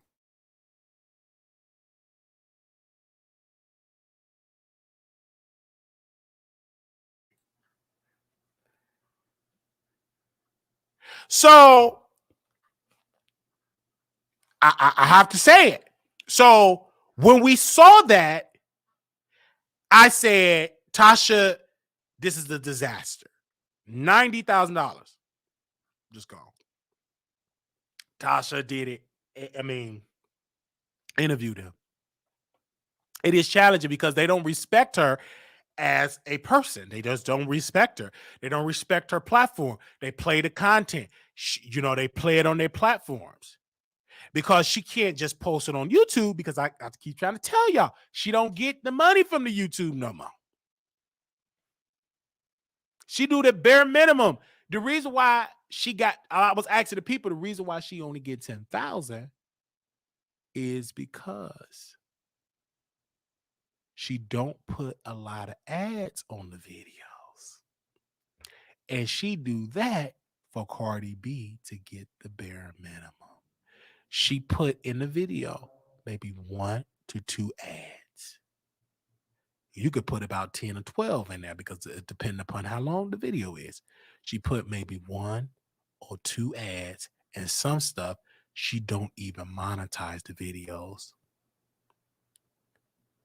That's why her checks is low. She did that on purpose. All right. So when it comes to Darius, it was a good interview for what it was. I didn't see all of it, but I saw a piece of the interview that I was highly impressed with. In the piece of the interview I was highly impressed with, that he loved to cook. He loved to cook. And he kept saying that people keep calling me a crook. If I'm a crook, then send me an order number and a name. And nobody have ever done it. Okay.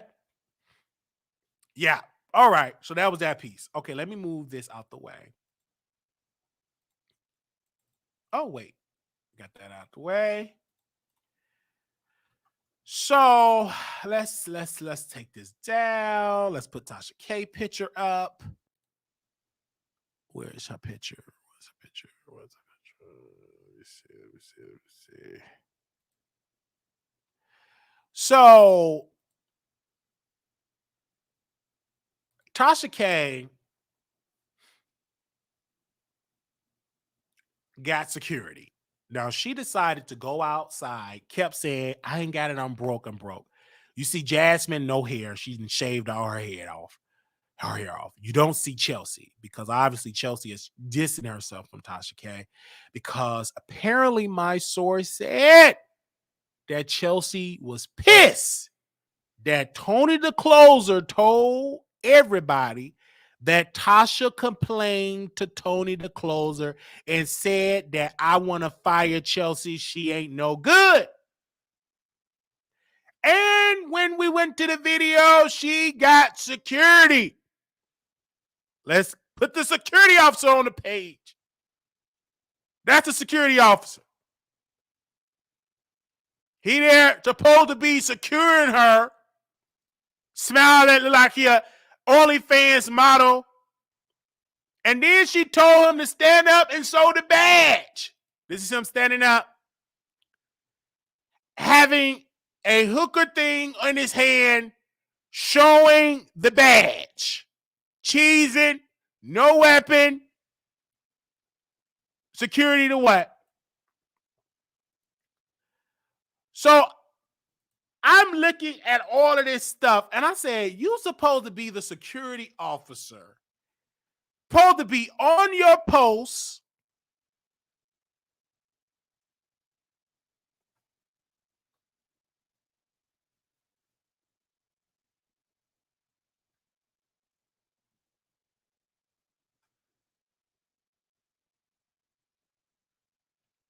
Supposed to be on your post and all of that.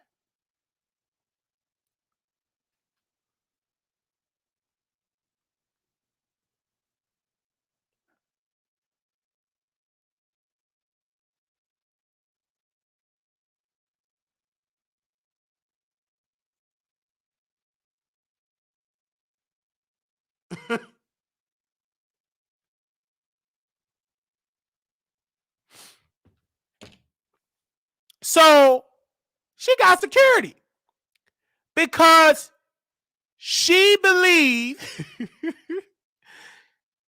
that Cardi B fans is going to attack her. Let me read this. Because I keep asking. She believed that Cardi B people is after her. She receiving these threats. She probably are receiving the threat. But the reason why I think that the guy is terrible security, because he too busy smoking and cheesing. You supposed to be on guard, ready to eliminate any threat. How can you eliminate threats when you too busy cheesing on camera? You supposed to be on your post, not sitting down eating barbecue wings, French fries, hookah bars.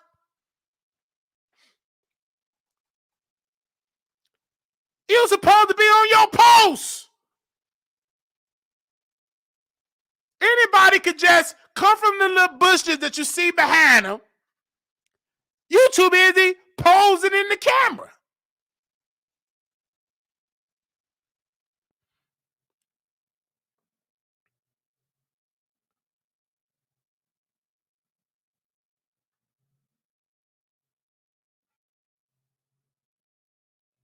You supposed to be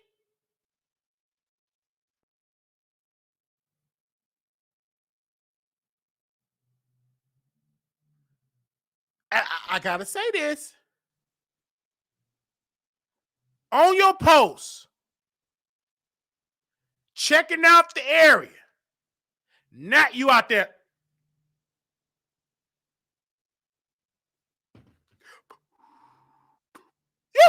Wait.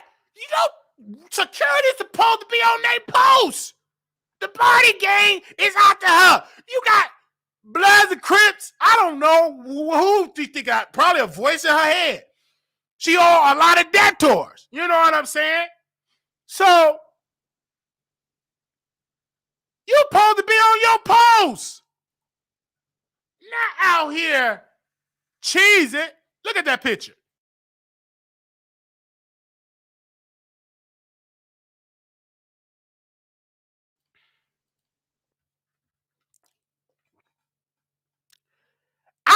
I'm telling y'all.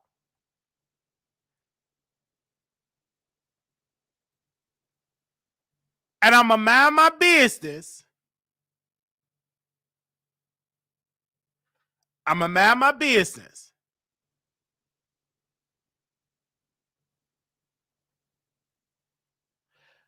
But homegirl,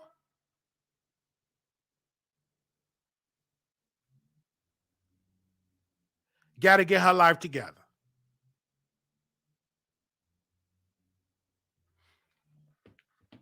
I'm like,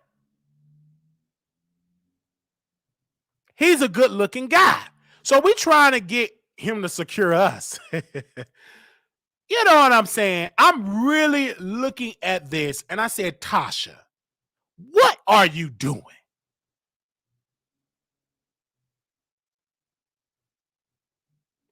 You too busy smoking and eating.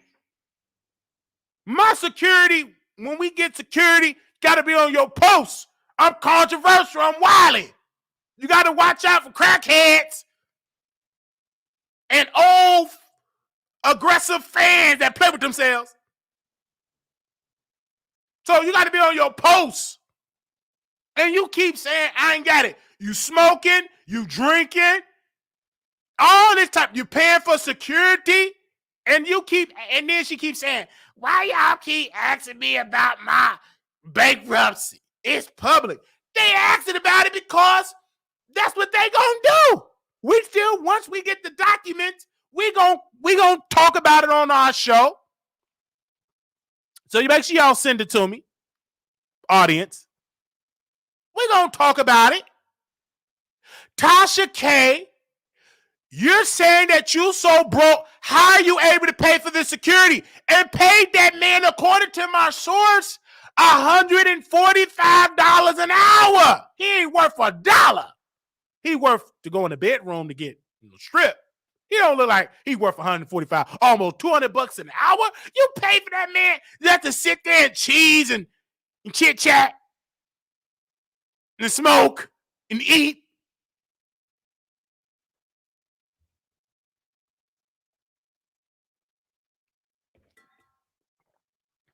Then you got Jasmine. She done shaved all her hair. Shaved it out. Her lining was uneven. Lining was all uneven. All in the camera. Eating. I saw that lining. I said, now, wait a minute, Jasmine. Now, you know I love you, Jasmine. I know I love you. I love you so much. But that lining was uneven. What you doing taking that picture with that lining uneven? You know you should have. Why Tasha put you on camera? You all in the video with that uneven lining.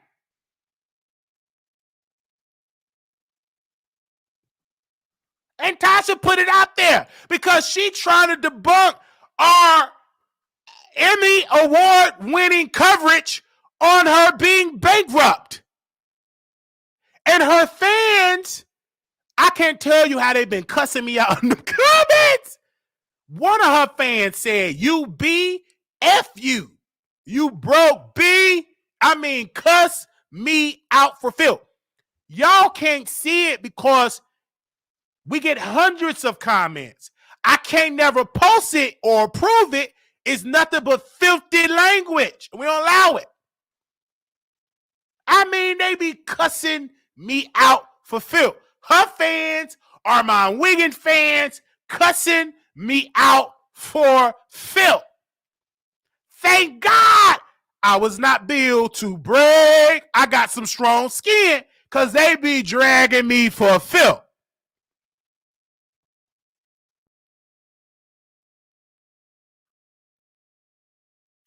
And Tasha K, she upset and going out trying to debunk what I talk about.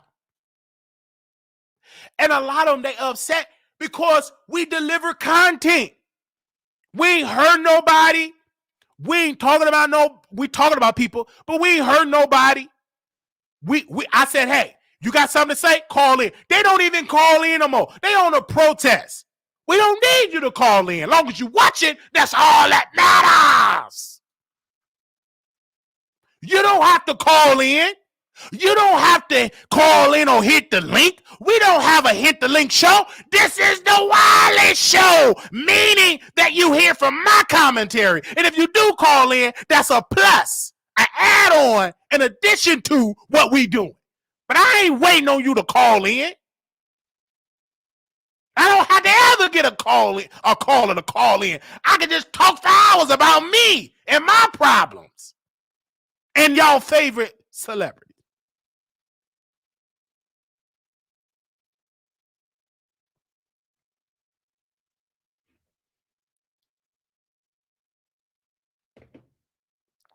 Tasha K, you can't get mad at Brother Wiley because that's karma.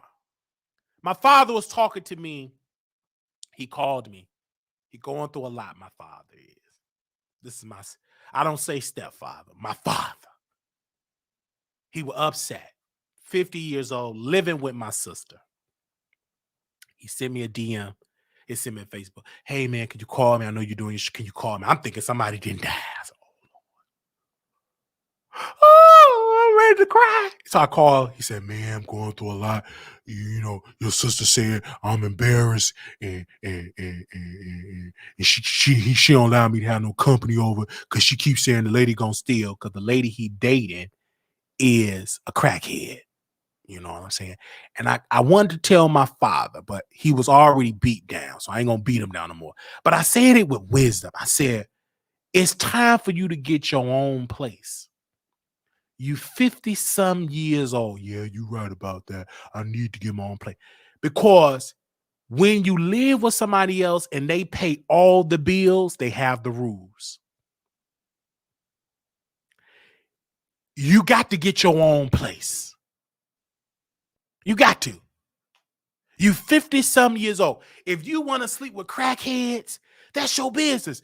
But get your own place. But as long as you living with somebody else and they paying the bills, they create the rules.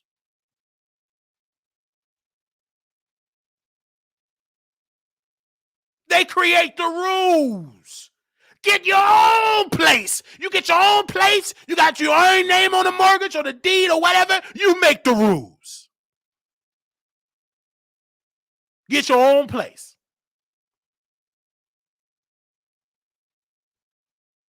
I learned it a long time ago.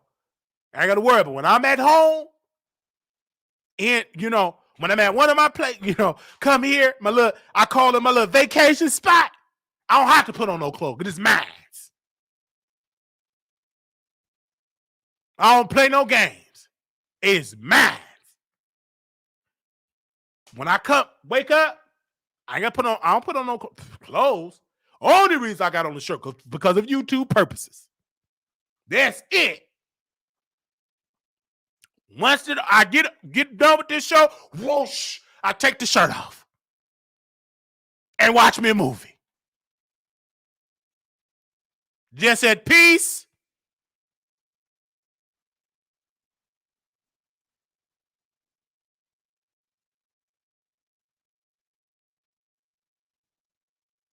So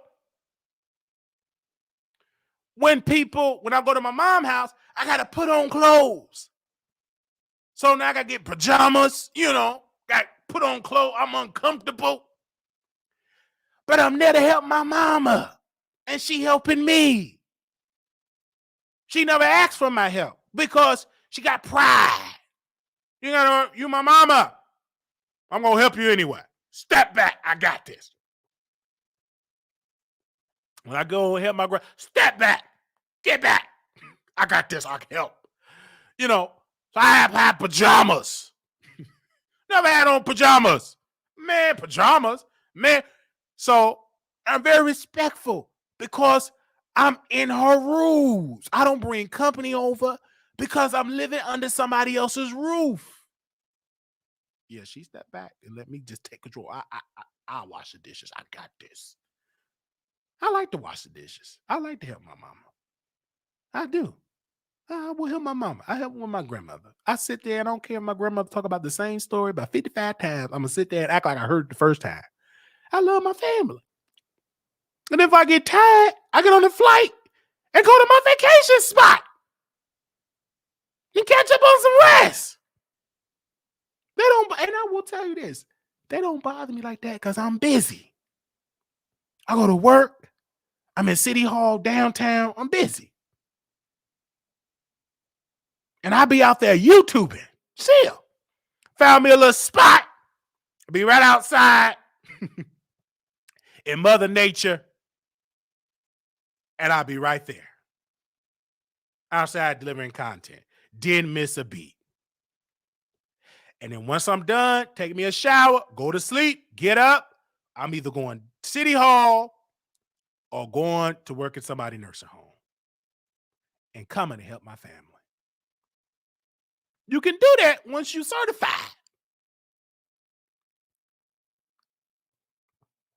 Do you understand? Because I have a goal. And so by the time I get to November, when I turn 20, I'm sorry, not 20. When I turn 33, I think I would be. Will I be 33? Well, yeah, I'll be 33 years old. I want to be a homeowner. All right?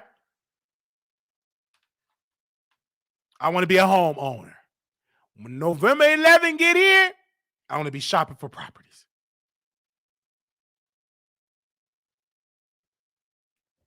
Do you understand what I'm saying, Ball? Shopping for properties. Whether it's Inglewood, Beverly, Chatham, Bronzeville, some parts of the West Side. Whatever area I get the most equity, that's where I want to live. I'm going to be strapped, security.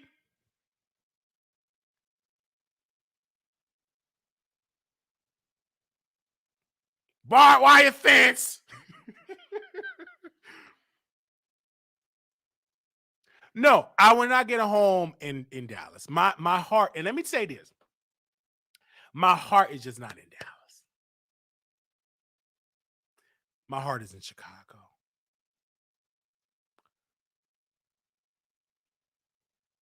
I love home. I love home. That's home. I love Chicago. I still got a 773 number. I love Chicago. I love my city. That's home.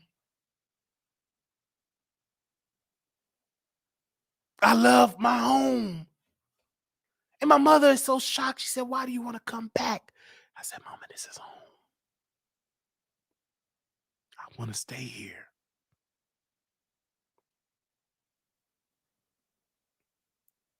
That's my hometown. And if I change my mind, I still have a place of a lease for the next, 13, 12 months. 12 months. So if I change my mind, I still have a plan B. So the rent still paid, my utilities are low, and I'm still able to help my mother when I can because I'm working in Chicago. I help her pay a little bill there, help clean up the house, and help keep the refrigerator full with groceries. And I ain't cheap like my mama. My mama's very cheap. When she goes to the store, I get that a little cheap. Don't worry about it. Put it in the basket. So when I go to the store, I don't do all that, try to shop for cheap stuff. Man, put in it. I go to one store, get up in there, and stack that refrigerator up. Stack it up! So I tell her, this is what I want for breakfast. Bacon. I cook my own breakfast. She make dinner and lunch because my grandma got to eat pretty much dinner. Yeah, because I'm pretty much eat one meal a day. I don't eat like that. But to Tasha, and you see she ain't responding. She want to drag me for filth, but ain't gonna happen. All right. So we got some breaking news here. So that was the Tasha K piece. Hey, Tasha. Oh, look at her crying. Look at her crying, man. Look at her crying. Look at her crying. I thought I had that. Give me a second, you guys. I thought I had it. I thought I had her on here. I thought I had her.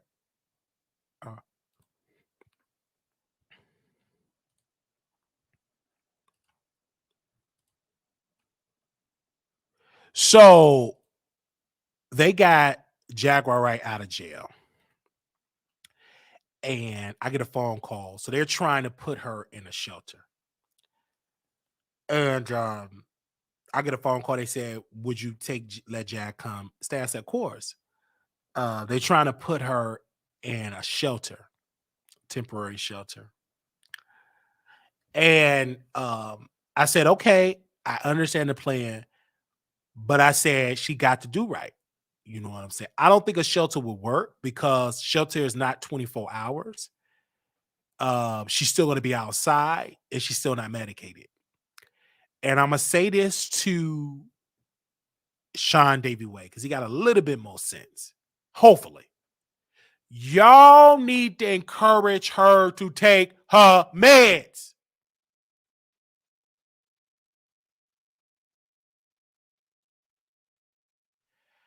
I don't care where she stay. If she ain't on that medicine, she gonna end right back into Dallas jail. She ain't gonna do right. She gonna go right back to the police station and all that stuff. Now, I don't know if she's out. These are just rumors because I didn't really research. So until I get verification, until I see I go live, then I believe it. But she already been ordered to get a psych eval. So I don't know how that's gonna work. So they say she out. I'm gonna have to verify that. And I didn't verify, but I'm just hearing what y'all saying on the street. Until I see her out live, then we'll see about it. Even though she shouldn't be live. But because mentally she ain't there. And let's be clear. If she don't take her meds, she gonna end right back and she gonna be serving some serious time. Because one thing that you can do to mess your case up is to add more charges while you out on bail. And if you love her, you won't put her on your show. Because she don't need it. Mentally disturbed person do not need the internet. What they need is their medicine.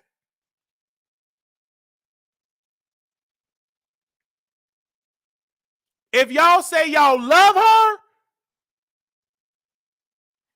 then don't bring on your child to use her for clicks and views, knowing that she ain't well. Encourage her to take her meds. Don't ignore it. The woman is mentally not there. This ain't no allegedly. She's, these are facts. She needs to be stable. Because I ain't playing with her. She facing serious charges.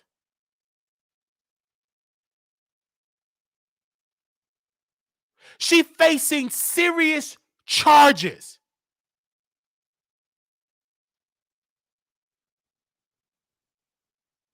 And once I get all the facts, I come and bring it to y'all. Ain't gonna be no secret. I'm gonna make one phone call. We're gonna get all the tea. We're gonna bring it right back to y'all about this mentally deranged person. Me facts, I don't think she needs to be out on the street. She needs to be in a mental institution. That's just me. Because I know for a fact, judging her by her past, that it don't work when she don't take her meds. It don't work. And she ain't gonna cooperate with them bail conditions that they put in place. She gonna break all that.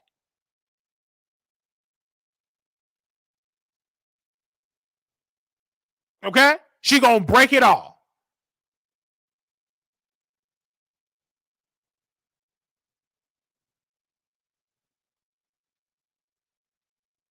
And they the cause why she there because they used her up.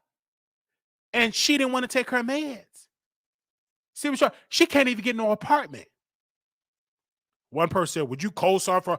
Heck no, I ain't putting my name on no list with that. She ain't got no income. She's broke. She talked all that mess and can't buy a burger. I don't mind you talking mess and you getting a coin for it. She ain't getting no money for it. They have to do a GoFundMe for her.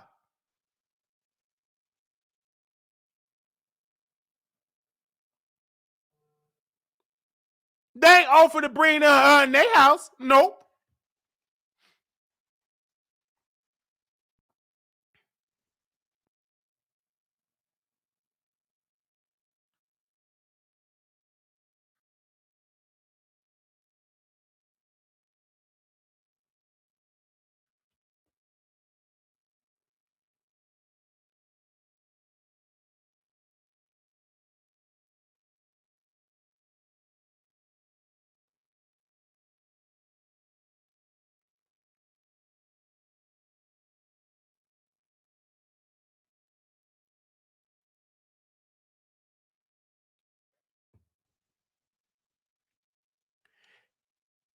And I would have let her stay with me. We would have used her for some content, love, baby. Them cameras have been on.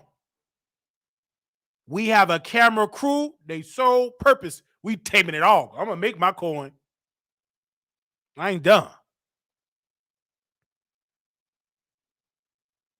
And break that up in multiple pieces and make a good coin.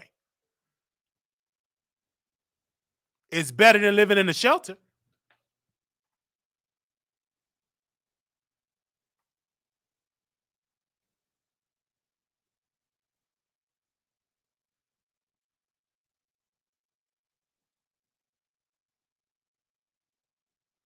It's better than living in a shelter because I know for a fact, if you ain't taking your med, them weirdos in that shelter, because most of them is, it's going to affect her and she going to get kicked out of that shelter.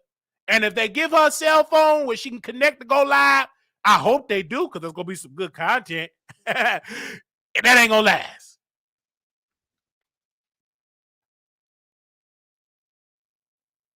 whether it's a halfway house or wherever they put her. If they give her a cell phone and she go live, it's going to end up disastrous.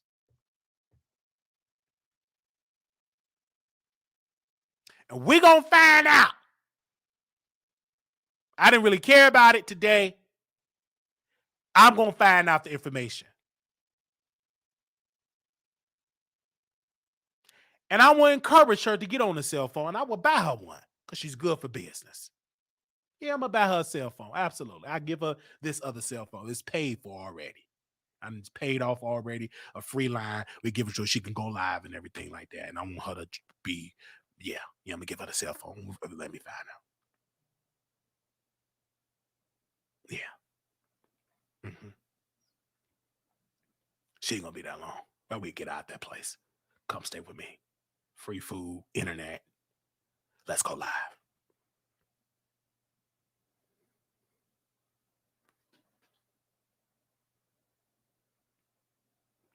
In my clothes about Jag.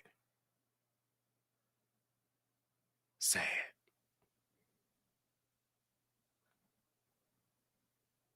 And if she ain't careful, the woman gonna be serving some serious time. If she ain't careful, she gonna be serving some serious time. I just have to say that.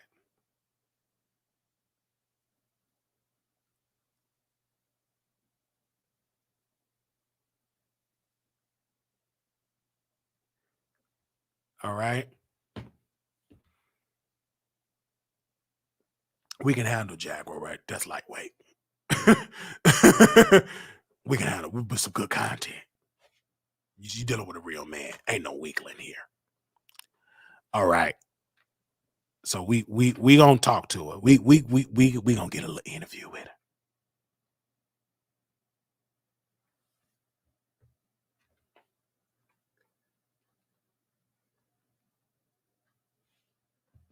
All right, let me take that down. Now, do anybody want to call in about the Jaguar Wright or whoever else we were talking about? Let me take her down off here. If y'all want to call in about that, we will get more information about this situation as I get it. Like I said, this is breaking news to me because, like I said, I forgot about Chad because so much other content because she ain't really juicing and views until she go live and be okay. And then she go live. I'm going to speak to Officer Ramirez. And then she talk about Officer Ramirez. That's when you get the most views. They don't like it when Jag is sober and ain't. They like it when she go. That's what they like it. That's when she get the most views.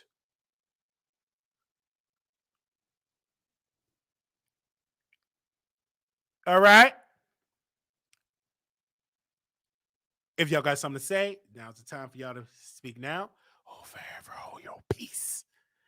All right, 972-674-9462. I know it's late. I didn't plan to do it on a 2-hour show. Love Maria says you're going live today, so we have to make sure that we're going live today. All right. We had to make sure to go live today. God bless you and thank you to my lovely producers in the building. I want to say thank you to the moderators. Thank you for holding it down.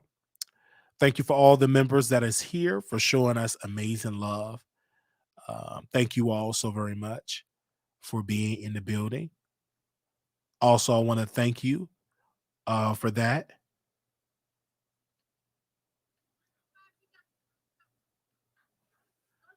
I think we got a phone call. Hello, you live on the Wiley Show. Is this Chicago? You know it. This your Inglewood girl. How you doing, Wiley? Inglewood all day. I'm actually doing wonderful. All right. I will be in Chicago this weekend, but go ahead. Yeah, I've been following you while you was here last week. I had to go back to my other place, but I'll be in Chicago too. And you know what? What's so crazy is you go to Vegas when I come to Chicago. Oh, okay. So, but I'll be in Chicago for about almost a month. Yeah, but yeah, I like when you come to Chicago, and I seen that you know went to the meetings and was doing your thing, and I was talking to you last time about getting a property and everything. So yeah, good luck with that, and I'm gonna keep following that Yeah, journey. yeah, I would be right there. I'm so ready. I don't know if it's gonna be a multifamily or single. I don't know. I'm just excited. I'm gonna take my time. I'm like I said, I'm not gonna rush. Um, Whatever I do, I'm not gonna rush. I because the markets are kind of high. It could change in the fall. You know what I'm saying? Or it could change next year with a new administration. So, but yeah, really, really looking forward to it, man. Man, I can't Well, wait. my advice to you, Wiley, is make sure you have a good amount in your savings account Yeah, because there's no more landlord. If something go wrong, you got to pay for that. facts. If your water heater go out, you got to Gotta pay pay for for that, that. especially if it's winter. You don't want to be without. Heat. So I always tell people, do not go home shopping if you ain't at least got $5,000 And your on savings reserve. account. And reserves, yes. Yeah, you're right. You're right. Amen to that. So that's why I'm not rushing because I'm getting that up. I want all my accounts to be at $5,000 to $10,000, like so I can have reserves on there. Because again, I am the landlord. If anything goes wrong, I have to afford to get it done. And you know what I'm saying? So water heater, lights, windows, roof, it's just whatever, pipes, whatever. Yeah, and You, you want to have at least, I would say, at least 3 months of your mortgage payment. mhm. You want to have that in reserve too. So yeah, just make sure you got money in the bank. Yes, ma'am. You will thank me later. No, Okay. you're right about that. Like my mom told me that all the time. She said, put more in your savings and stuff like this. That's why I never like went and applied for anything because I want to make sure I'm good. And I'm not rushing because, like I said, I signed a 14-month lease here. So whenever this is done, by the time this is done, money, all my accounts should be at $5,000 to $10,000, which would be great because I want to be comfortable. So if anything, or I can afford it, and I just want to be comfortable. I want to live a good area, and be comfortable, and I don't want to rush it because there's nothing to rush on. Because that's like what you're taking on probably a 30-year commitment. So you want to make sure Right. you're good, and that's why I'm talking to people like you, my mom, and thank God I have homeowners, in my family that's giving me some good information. So, and they kept saying you got to make sure you got your accounts good because if anything go wrong, your landlord, you're their Yes. landlord. Yes. But I wanted to talk to you about the young lady who passed away, getting the mommy makeover. Uh. Yes. That is so sad. I was so sad to hear about that. Um, I don't know because okay, now this is what 3 children left alone without a mother 3 children at a and very very young age. very very young age. Yes. Um, and the thing is, like the doctor, like she had a post on her account that was removed that she was getting this mommy makeover, and it seemed like that doctor he hurried up and removed everything, which makes me think something is suspicious about that. Of course, like anytime that someone died on the table, the doctor will be held responsible. So of course, it will be a wrongful death lawsuit. He will be under investigation because she was attached to a very powerful person in the industry with money. They will sue. I mean, is this what it is? And that doctor probably, once they do the investigation, probably know that the doctor was cutting corners. And so, yeah, we will definitely see about that. Because anytime somebody down, they will sue. It's a lawsuit going to just give it time, a couple of weeks. He will be filing a wrongful death lawsuit.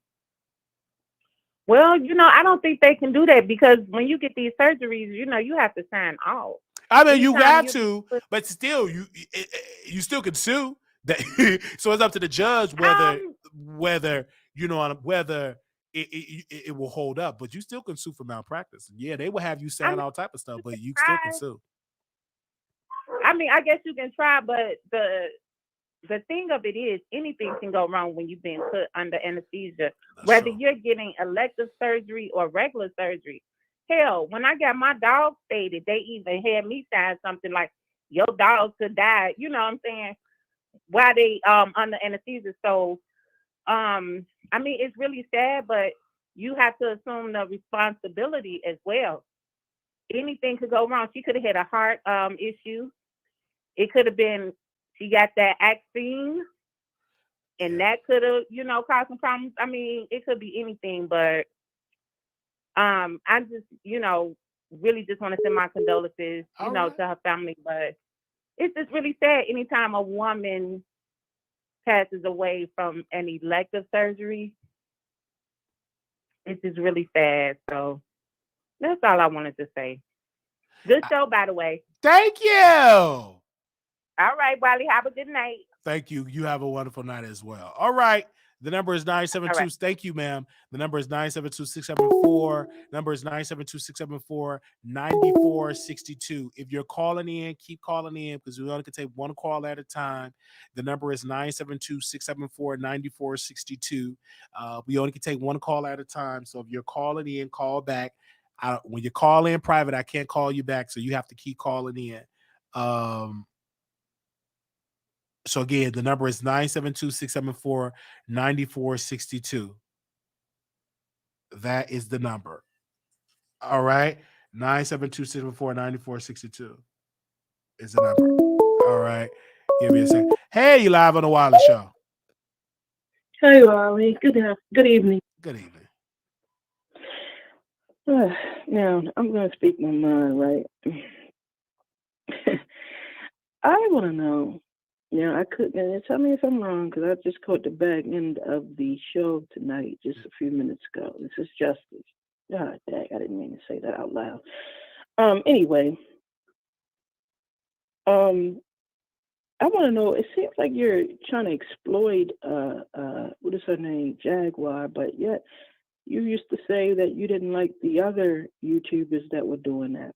And it sounds like you have a motive to do the same thing, and I just got to call you out on that. Mm-hmm. You said that you don't like women who are, timid, or women who are yes women or yes men. I don't like them kind of people either, and so I want to just speak my mind tonight about that. I feel like you're a church man, man of God. How can you do that? Well, first and foremost, I'm a businessman. And Jaguar Wright is good for business. And we're offering her food, shelter, a beautiful bed, and offering her a platform where she get a percentage of it. None of the people that she went on, Storm, Tasha, Real Life Productions, Sean Davy Way, any of these other people ever shared and gave her a piece of the pie. We're offering her a good slice. So basically, you're saying that it's okay for, say, if you like I said, you're a man of God. So you're saying that it's okay for a murderer to go and murder as long as you get a piece, or if someone robbed the bank. I'm gonna use that. It's okay if they rob the bank as long as you're getting a piece, or vice versa. Well, she's because not exploiting is no. I she's not. said it was example. She's not a murderer. So don't even use that. I know that, but I said it's example. That's not a good example, brother Wiley. That's not a good. That's not a good example, ma'am. That's not a good example to use murder. Well, I'm gonna use. Okay, I'm gonna use another thing. Like I said, I'm gonna use another thing. Love you dearly, but I gotta call you out on it, and that's just love. Because I'm not a yes man, and I'm trying to exercise that. Because I try my best not to, you know what I'm saying, like to I always want to get along. But sometimes, I'm using my voice, my new voice, but I gotta call them out when I need to call them out. And I feel like, Wiley, you were just saying months ago, and you have a right to change your mind, but I'm just calling you out on it. You said months ago how these other people were exploiting her, but it looks like you're trying to exploit her too, all for some money. You're better than that, Wiley. It looked like you were. I could see if you were trying to help this woman, being as though you that's one of the reasons why I watch you, because you are a person who comes from a place where you're a mental health advocate. And so I don't see if she didn't have mental health disorders, but she has mental health. So, well, let me ask you this, because I'm open-minded. With this health care, with the care and all that you're going to provide, are you going to also provide her with mental health care? Absolutely. Or are you just going to have her there and going off on a rant and exploiting her like the rest of the people? Absolutely not. There is a nonprofit organization that helps me with my mental health treatment that will work with her because she qualified for it. We are willing to do it. And let's be clear, nobody have offered her this beautiful deal like I have. She will not be living in a shelter or a halfway house or whatever they got her to stay. But are you doing it from your heart, or you sound like you're doing it for a game, Brother Wiley? A game. In an evil game. It's not coming from God. Well, again, ma'am, first and foremost, I will always speak my mind. And Jag have been used like a dirty dish rag. And so never never got paid for it. I am offering her something she never got a piece of. She never got paid fairly for her talent and for her skill. And we're offering her 50% of the pie. Not even her husband offered her that. And what is money though when you don't have your mental we will work with her on there, because I was once walked in her shoes. I know this. That's and why so I'm surprised we will work with that when it comes to that, ma'am. But when she come on the show, you will be right there with your popcorn, with your shoes on, watching our show. You don't lie. Don't lie. You was in there and watch. So you gonna lie and say you won't watch it?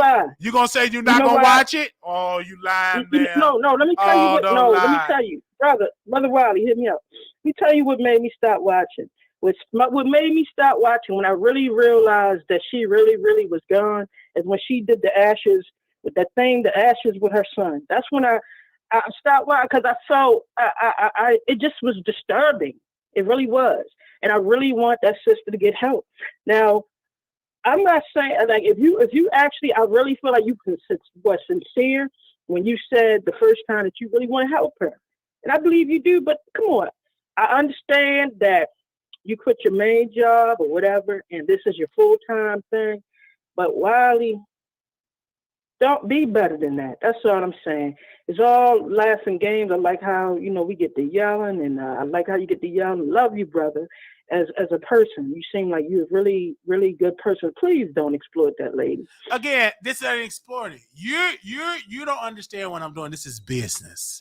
And this is a good deal for her. Exploitation is what she has been going through with everybody that's been using her for a click of the view. Storm, always download. Sean Davy Way and all the rest of the Peanut crew. They use that woman for every dime and then give her nothing. And we're giving her 50% of the pie. How many people is offering her that? None of them. Right. So we are doing that, ma'am. And guess what? You will watch it. You would sit there and you would watch it. I will watch it because I like your show, and I will watch it in hopes that Brother Wiley will not only make coins for yourself, but actually also help that lady to restore her mental health. And I know that you can't do it alone. She has to be a willing participant. Absolutely. But that's what I want for that system.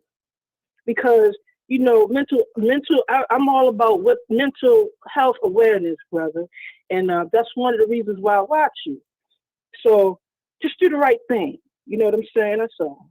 I just had to call to challenge you, because I have to do that sometimes to experience that, because I don't do it enough. So I had to use you and your platform, to just say what I had to say. Don't exploit that system. Do what's right. Do the godly thing. Wow. Probably not. Thank you, ma'am. Thank you for God bless you. Thank you. Platform. Thank you so very much. Okay. Is Thank you. Is Daniela Turner here? Daniela Turner? Okay, I see you. You're back. I'm so sorry, sis. Okay, I got you back. I had to add you back because I accidentally deleted your comment. My apology. I was trying to get a troll out and I accidentally deleted your comment. But we gonna help her. All right. Are you back, Daniela Turner? Do we see Daniela Turner in the building? And she's in the building. Give me a second if y'all can see her in the comments. Press 1 if you can see me. I want to make sure we see her in the comments. Press 1, Daniela Turner, our member here, because we had to go back and definitely do that. Okay. Yeah, we had to. All right. We did get the troll out. Okay, she's back. All right. So it ain't exploding, Jag. We are going to help that sister and make her thrive. I'm not going to give all of my secrets away, but we have a project for that sister. And we will talk to her. And I'm going to look at her face to face and say, this is what I'm offering you. Anybody else offer you that? No! They don't live in Texas. I'm offering you this deal. Take it or leave it.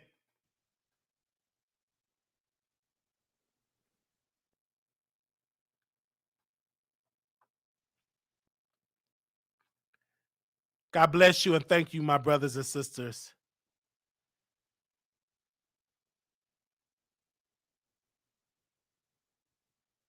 Take it or leave it.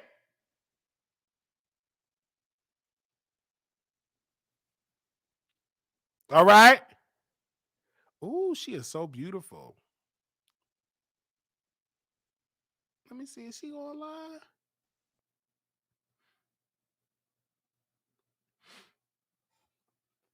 I got to get a haircut.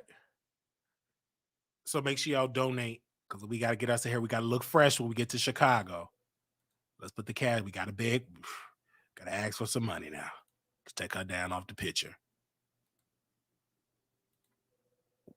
We got to, come on, $ Marquise Wiley 28. We got to get us a new bag. Our bag broke. We got to get us a new bag. Hello. Hey, Wiley. Hey. How you? Wiley, I really did like the comment from the sister that really challenged you about Jaguar and you helping her.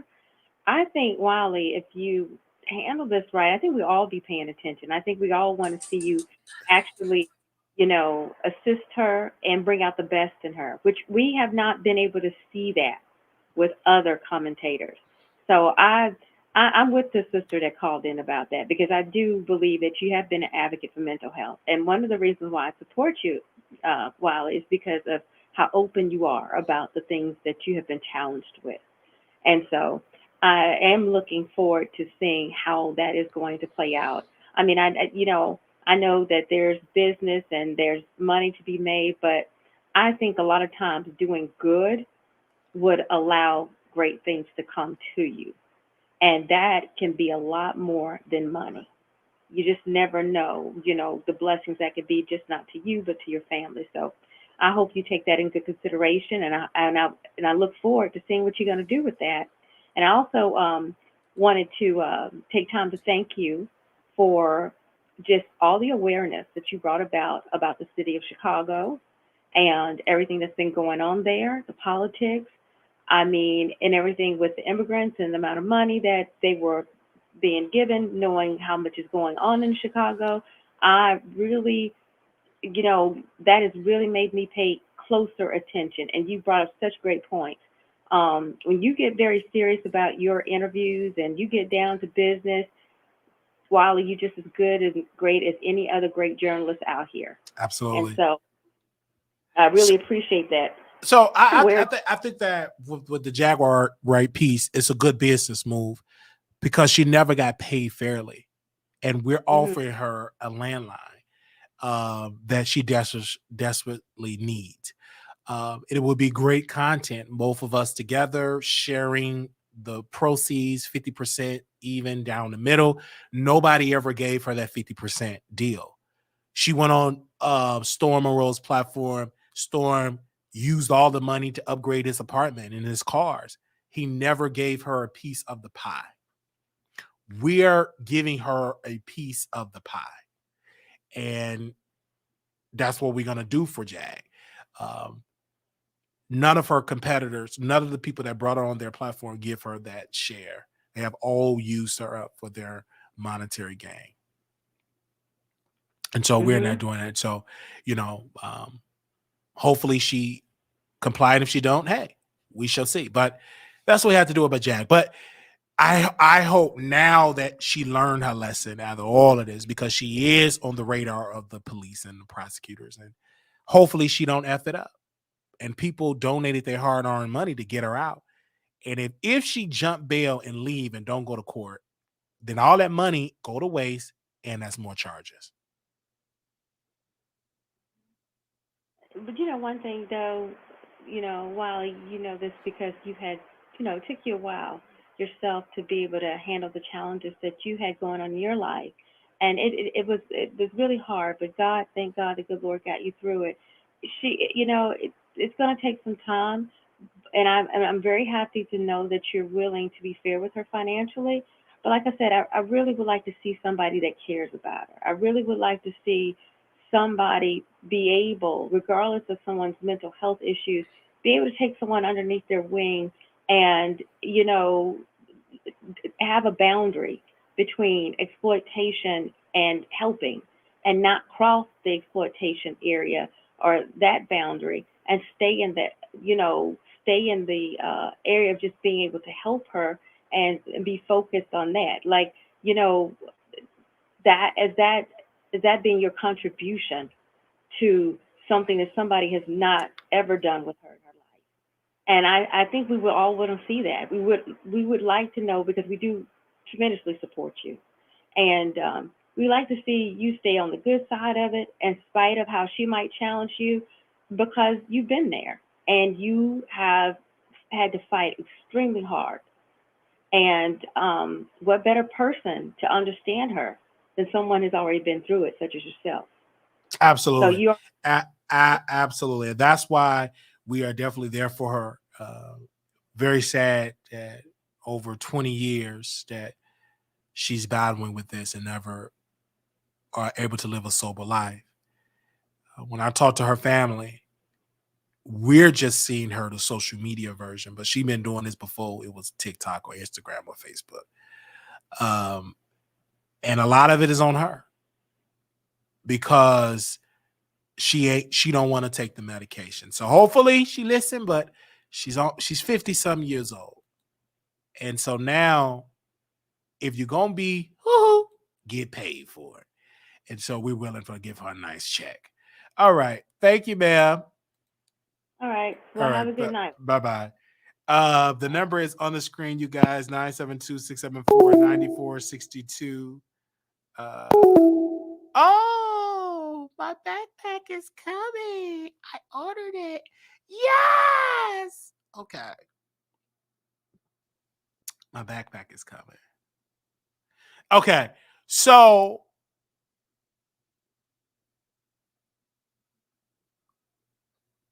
okay. It's okay. I'm gonna get a cheaper bag, and then my backpack coming. What kind of backpack is that? Let me see.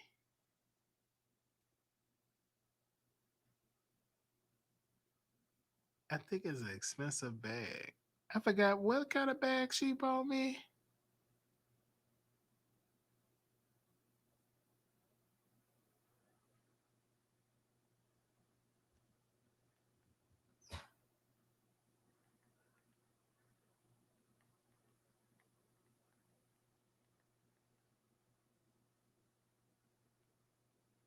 Give me a second.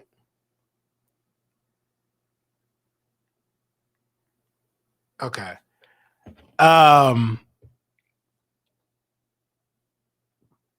Yeah, so get a backpack.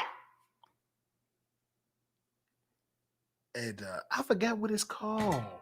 I can't think of it. I know it's an expensive bag. I can't wait. All right, I know it's black. Okay. I spoke to Jason today. Yes, I did tell him. We did a whole segment on Jason. It's black.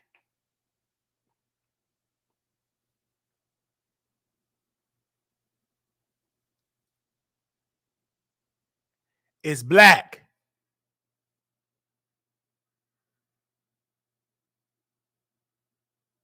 Okay.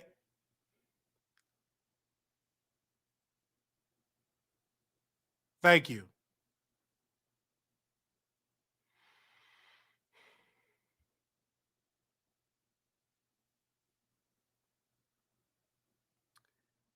Thank you all so very much.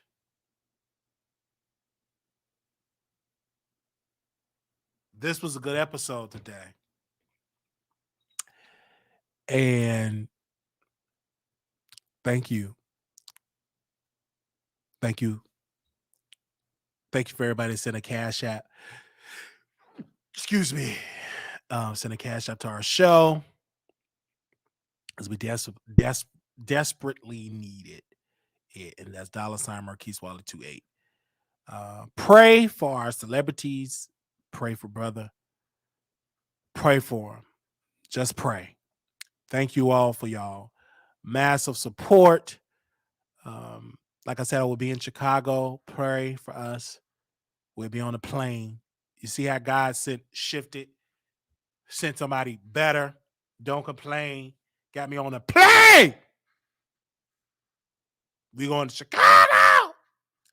So, and that's why God sent in blessings. Sent in blessings. One lady, first class, one lady thought she controlled us. Man, it ain't no frontier. So, one lady came, left, got fired.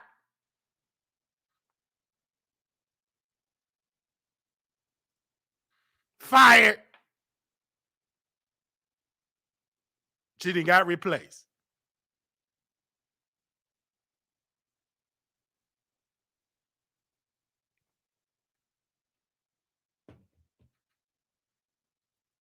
And a new person, better than her.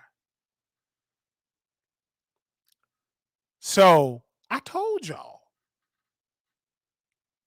Thank you. All right. Oh, it was a good show today.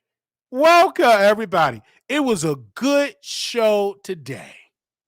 I mean, that lady went over to Tormund because they really thought it was going to stop people supporting. More people support Mo. Use that lady up just to snort it up their nose. Allegedly. It was some crust. Could have been a booger or sugar. I don't know. Y'all have a good one.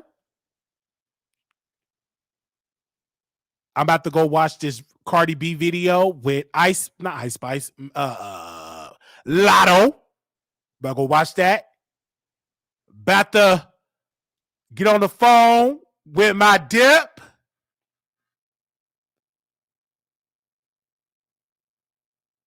Let me see, is he up?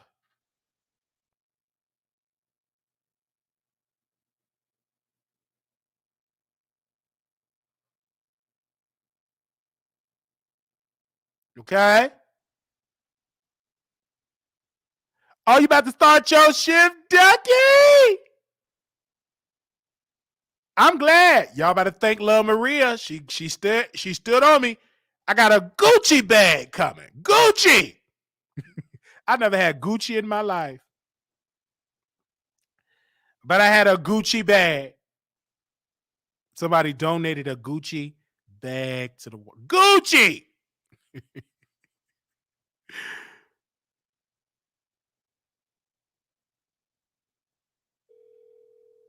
Gucci. Oh, he probably sleep.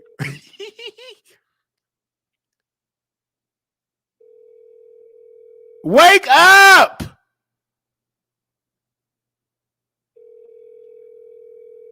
Oh, he probably sleep.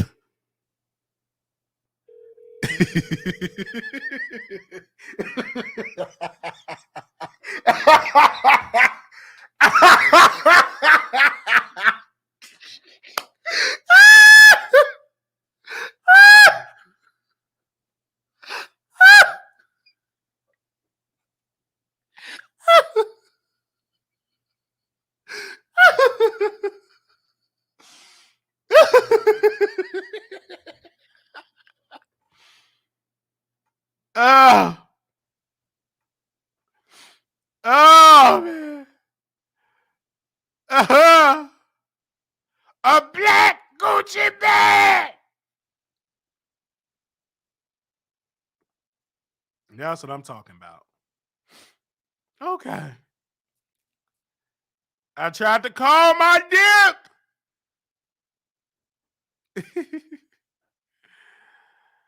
Oh man, he didn't answer.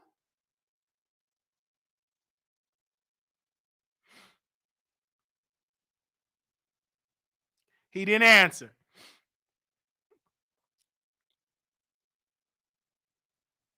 My dip didn't answer. Ah! My dip didn't answer.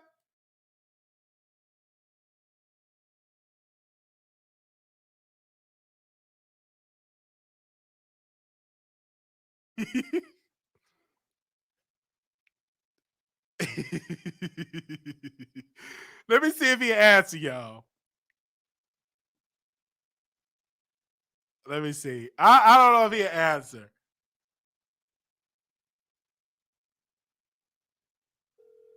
I don't. We shall see.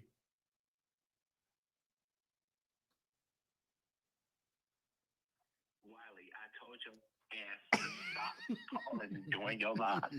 I'm in the comments. Oh, I didn't see you in the comments. I missed you. Hello. What? I said I missed you. Wiley, now you got people in the comments thinking I'm your little dip. You bother me. Like, stop bothering me. How was your day today? It was good until now. You bothered me. You've been calling me, texting me, talking about why I'm missing the lives and stuff. And so I have to remind you because you set said you aside weren't getting your notifications. I have to remind you. right now, I set aside time tonight Okay. My bad. and said I'm gonna be in it. So I've been in the live, making my little messy comments, doing what I'm supposed to do, and you still bothering me. Oh, my apologies. I said, do not call me or text me while you on live. And did you listen? My apologies. I did. Don't apologize now, because this is just more ammo for my lawsuit. Since you like to talk about lawsuits so much. When you coming, we'll talk online and see when you coming to Dallas. No, we're not gonna talk online because I'm gonna block every number in all communication.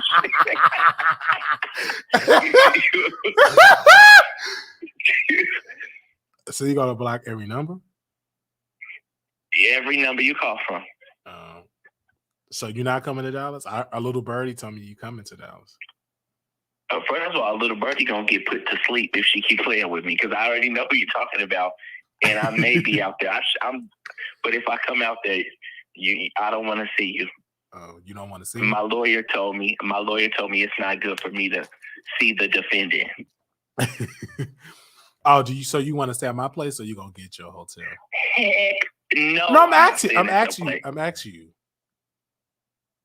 I'm just asking you, if you didn't want to spend all that money in a hotel, No, it's okay. Because you like to walk around the house naked. No, I do not. I would hate to have to take pictures of you and put them on WileyTheTroll.com. I don't like to. It's so good to hear your voice. I haven't heard from you. Like, we haven't talked lately. And we never talking after this again. I told you to stop calling me while you doing your show. I told you this is the last. I'm gonna call my little dip and see if he up, and then you call me. Stop doing that. I didn't mean it. I didn't mean to say dip though. I misspoke though. Honestly. Yes, you did. I only answered because somebody in the comments, I think it was Cocaine, said that I must got company. I do apologize though. Honestly though. I do apologize. No, you don't, Wiley. You'll be doing it again. No, I promise you. If you don't want me to call you I'll call you offline when I'm, No, don't. I want you to not call me at all. You still got my bottle of Hennessy or no? Yes, I do, because I don't drink Hennessy. Oh, that's what's up. Is it a big bottle or a small bottle? Ghetto. That's ghetto juice. So what do you like to drink? I drink Ciroc, Grey Goose, vodka. I like Grey Goose, yeah. But I'm a Hennessy type of guy too. So we're gonna talk. So, no, we not. What? Oh, we not gonna talk? No, we not. Oh, okay. Huh? No, I said we're not gonna talk. We didn't. No, we're not. My lawyer said it's not good to keep in communication with you. Because you messy. I understand. I wanna tell you good night. Can you tell me good night?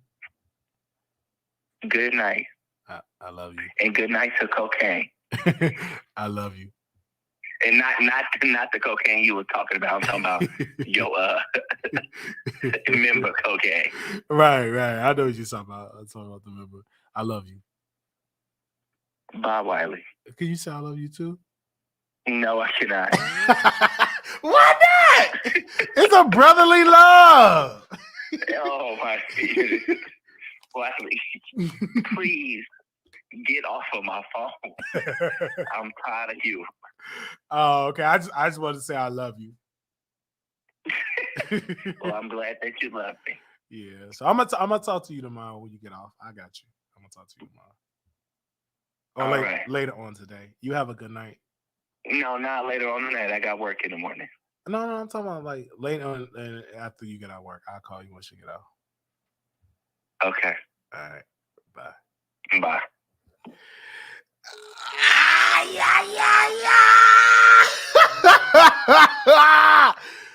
What the world? I thought this was supposed to be on Bill. I didn't know this was still on. Okay.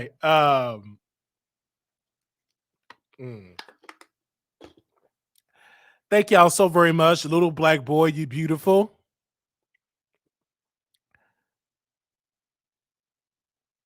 Little black girl, you enough.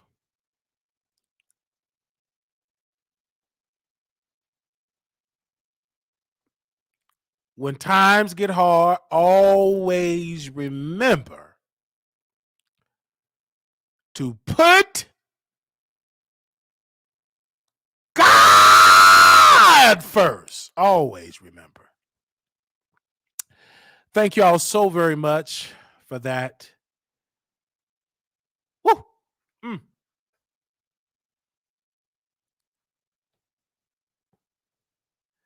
Thank you. That's my brother. Y'all, that's my brother. I love him. All right, y'all. I'm single. That's my brother. It's all entertainment purposes only. And we got some more content to do. We just gonna close out this episode so we can have something to talk about tonight. While you got these old ladies yelling on the phone. Yo, this is the last time y'all gonna see me in the chat. I can't take it no more. Oh no, please don't go. All right. Don't go, Nate. I love you.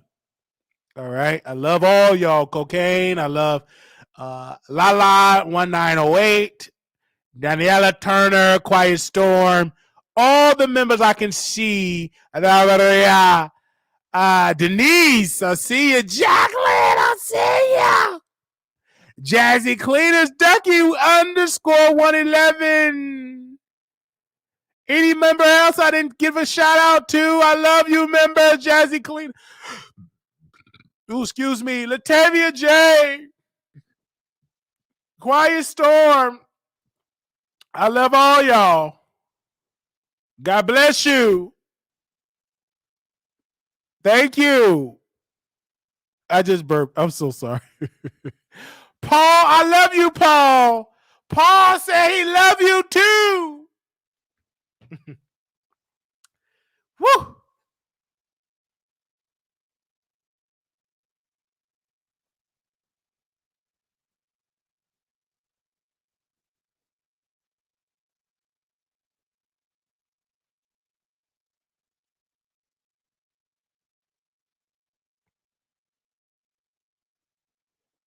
Okay.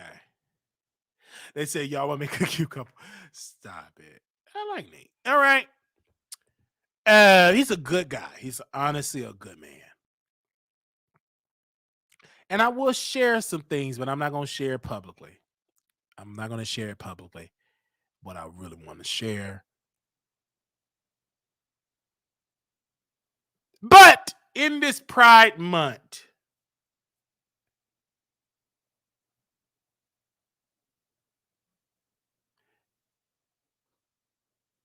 I like a person like Nate.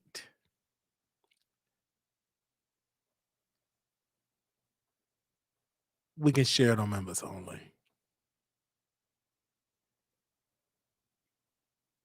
Yeah, we can share it on members only. All right. Oh, no, I don't want it to be no content. Thank y'all so very much. This has been an awesome episode. This has been a great episode. Thank y'all so very much for showing love.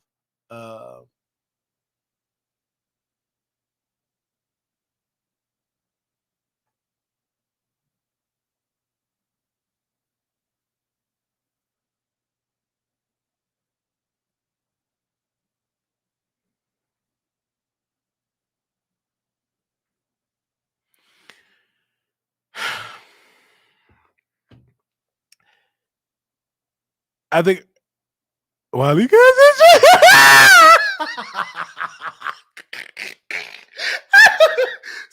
said Wiley Gay in Texas and straight in Chicago. That was a good one. That was a good one.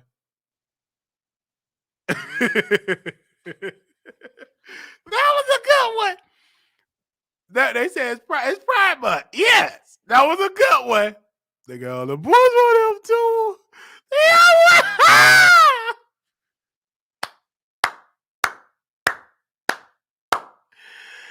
Thank y'all so very much for coming on the show. Make sure y'all click the like button. We'll see y'all again. I need y'all to like the button, okay? I'll talk to y'all soon. If y'all want to contribute to the show, $ Marquise Wiley 28. We have Zelle, WileyShow@gmail.com. You sending us via Zelle. Please do so. All your donations back. We have a PayPal. We have t-shirts. We have mugs. Shout out to us, for having all this stuff and memberships. Thank y'all so very much. This was a good episode. I will see y'all in the next episode. Thank you all for coming through, showing us love and support. Thank you so very much for coming through. Y'all have been showing us great love all the round. Have shown us great love. We are up, and I'm about to go watch. This was a good one. Thank you, Denise. Also, we cannot forget. I gotta remind myself about this. This is getting really close to Vegas. Okay, you guys. Some people said they're not gonna be able to come. Some people said they're gonna come. Please come to Vegas. All right. That's gonna be October 6th to the 9th. We've been announcing this over and over. Please come to Vegas. Wiley Show Production @gmail.com. I really want Blue Skies to come. Make sure October 6th to the 9th, 2023. This is our second annual meet and greet in Vegas. I will be there for a week. I've already purchased my flight. So please come through to Vegas. It's October 6th to the 9th. If you RSVP, Wiley Show Production at gmail.com. We're still planning on the concert and we're still going to do the party bus, but please come through. All right. And that's October 6th to the 9th. Let me put the email address on here. Again, I'm sorry. Let me put it on here for y'all can have it. Email me, Wiley Show Production at gmail.com. And it will, to let me know if you're coming so we can send you the hotel information. For my people that live in Vegas, you're going to be good because you ain't got to pay for parking. So you will be able to come and see us and everything. We're trying to see what concerts are going to go on that time. So let us know. We're planning this. So if you in Vegas, Latavia, please text me. And I need Natasha to text me as well. Yes. Okay. Please, it's going to be lit. It's going to be a good time. Okay. It's going to be fun. We're going to drink and have a good time.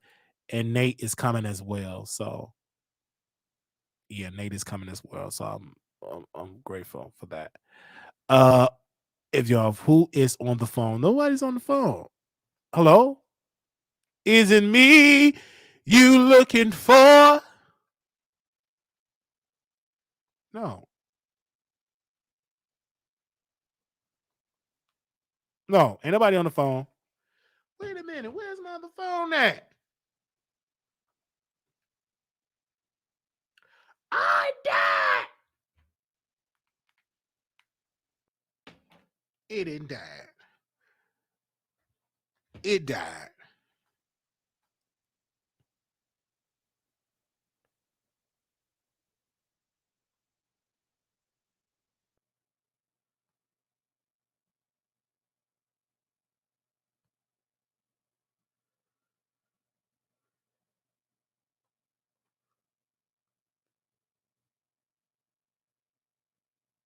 All right.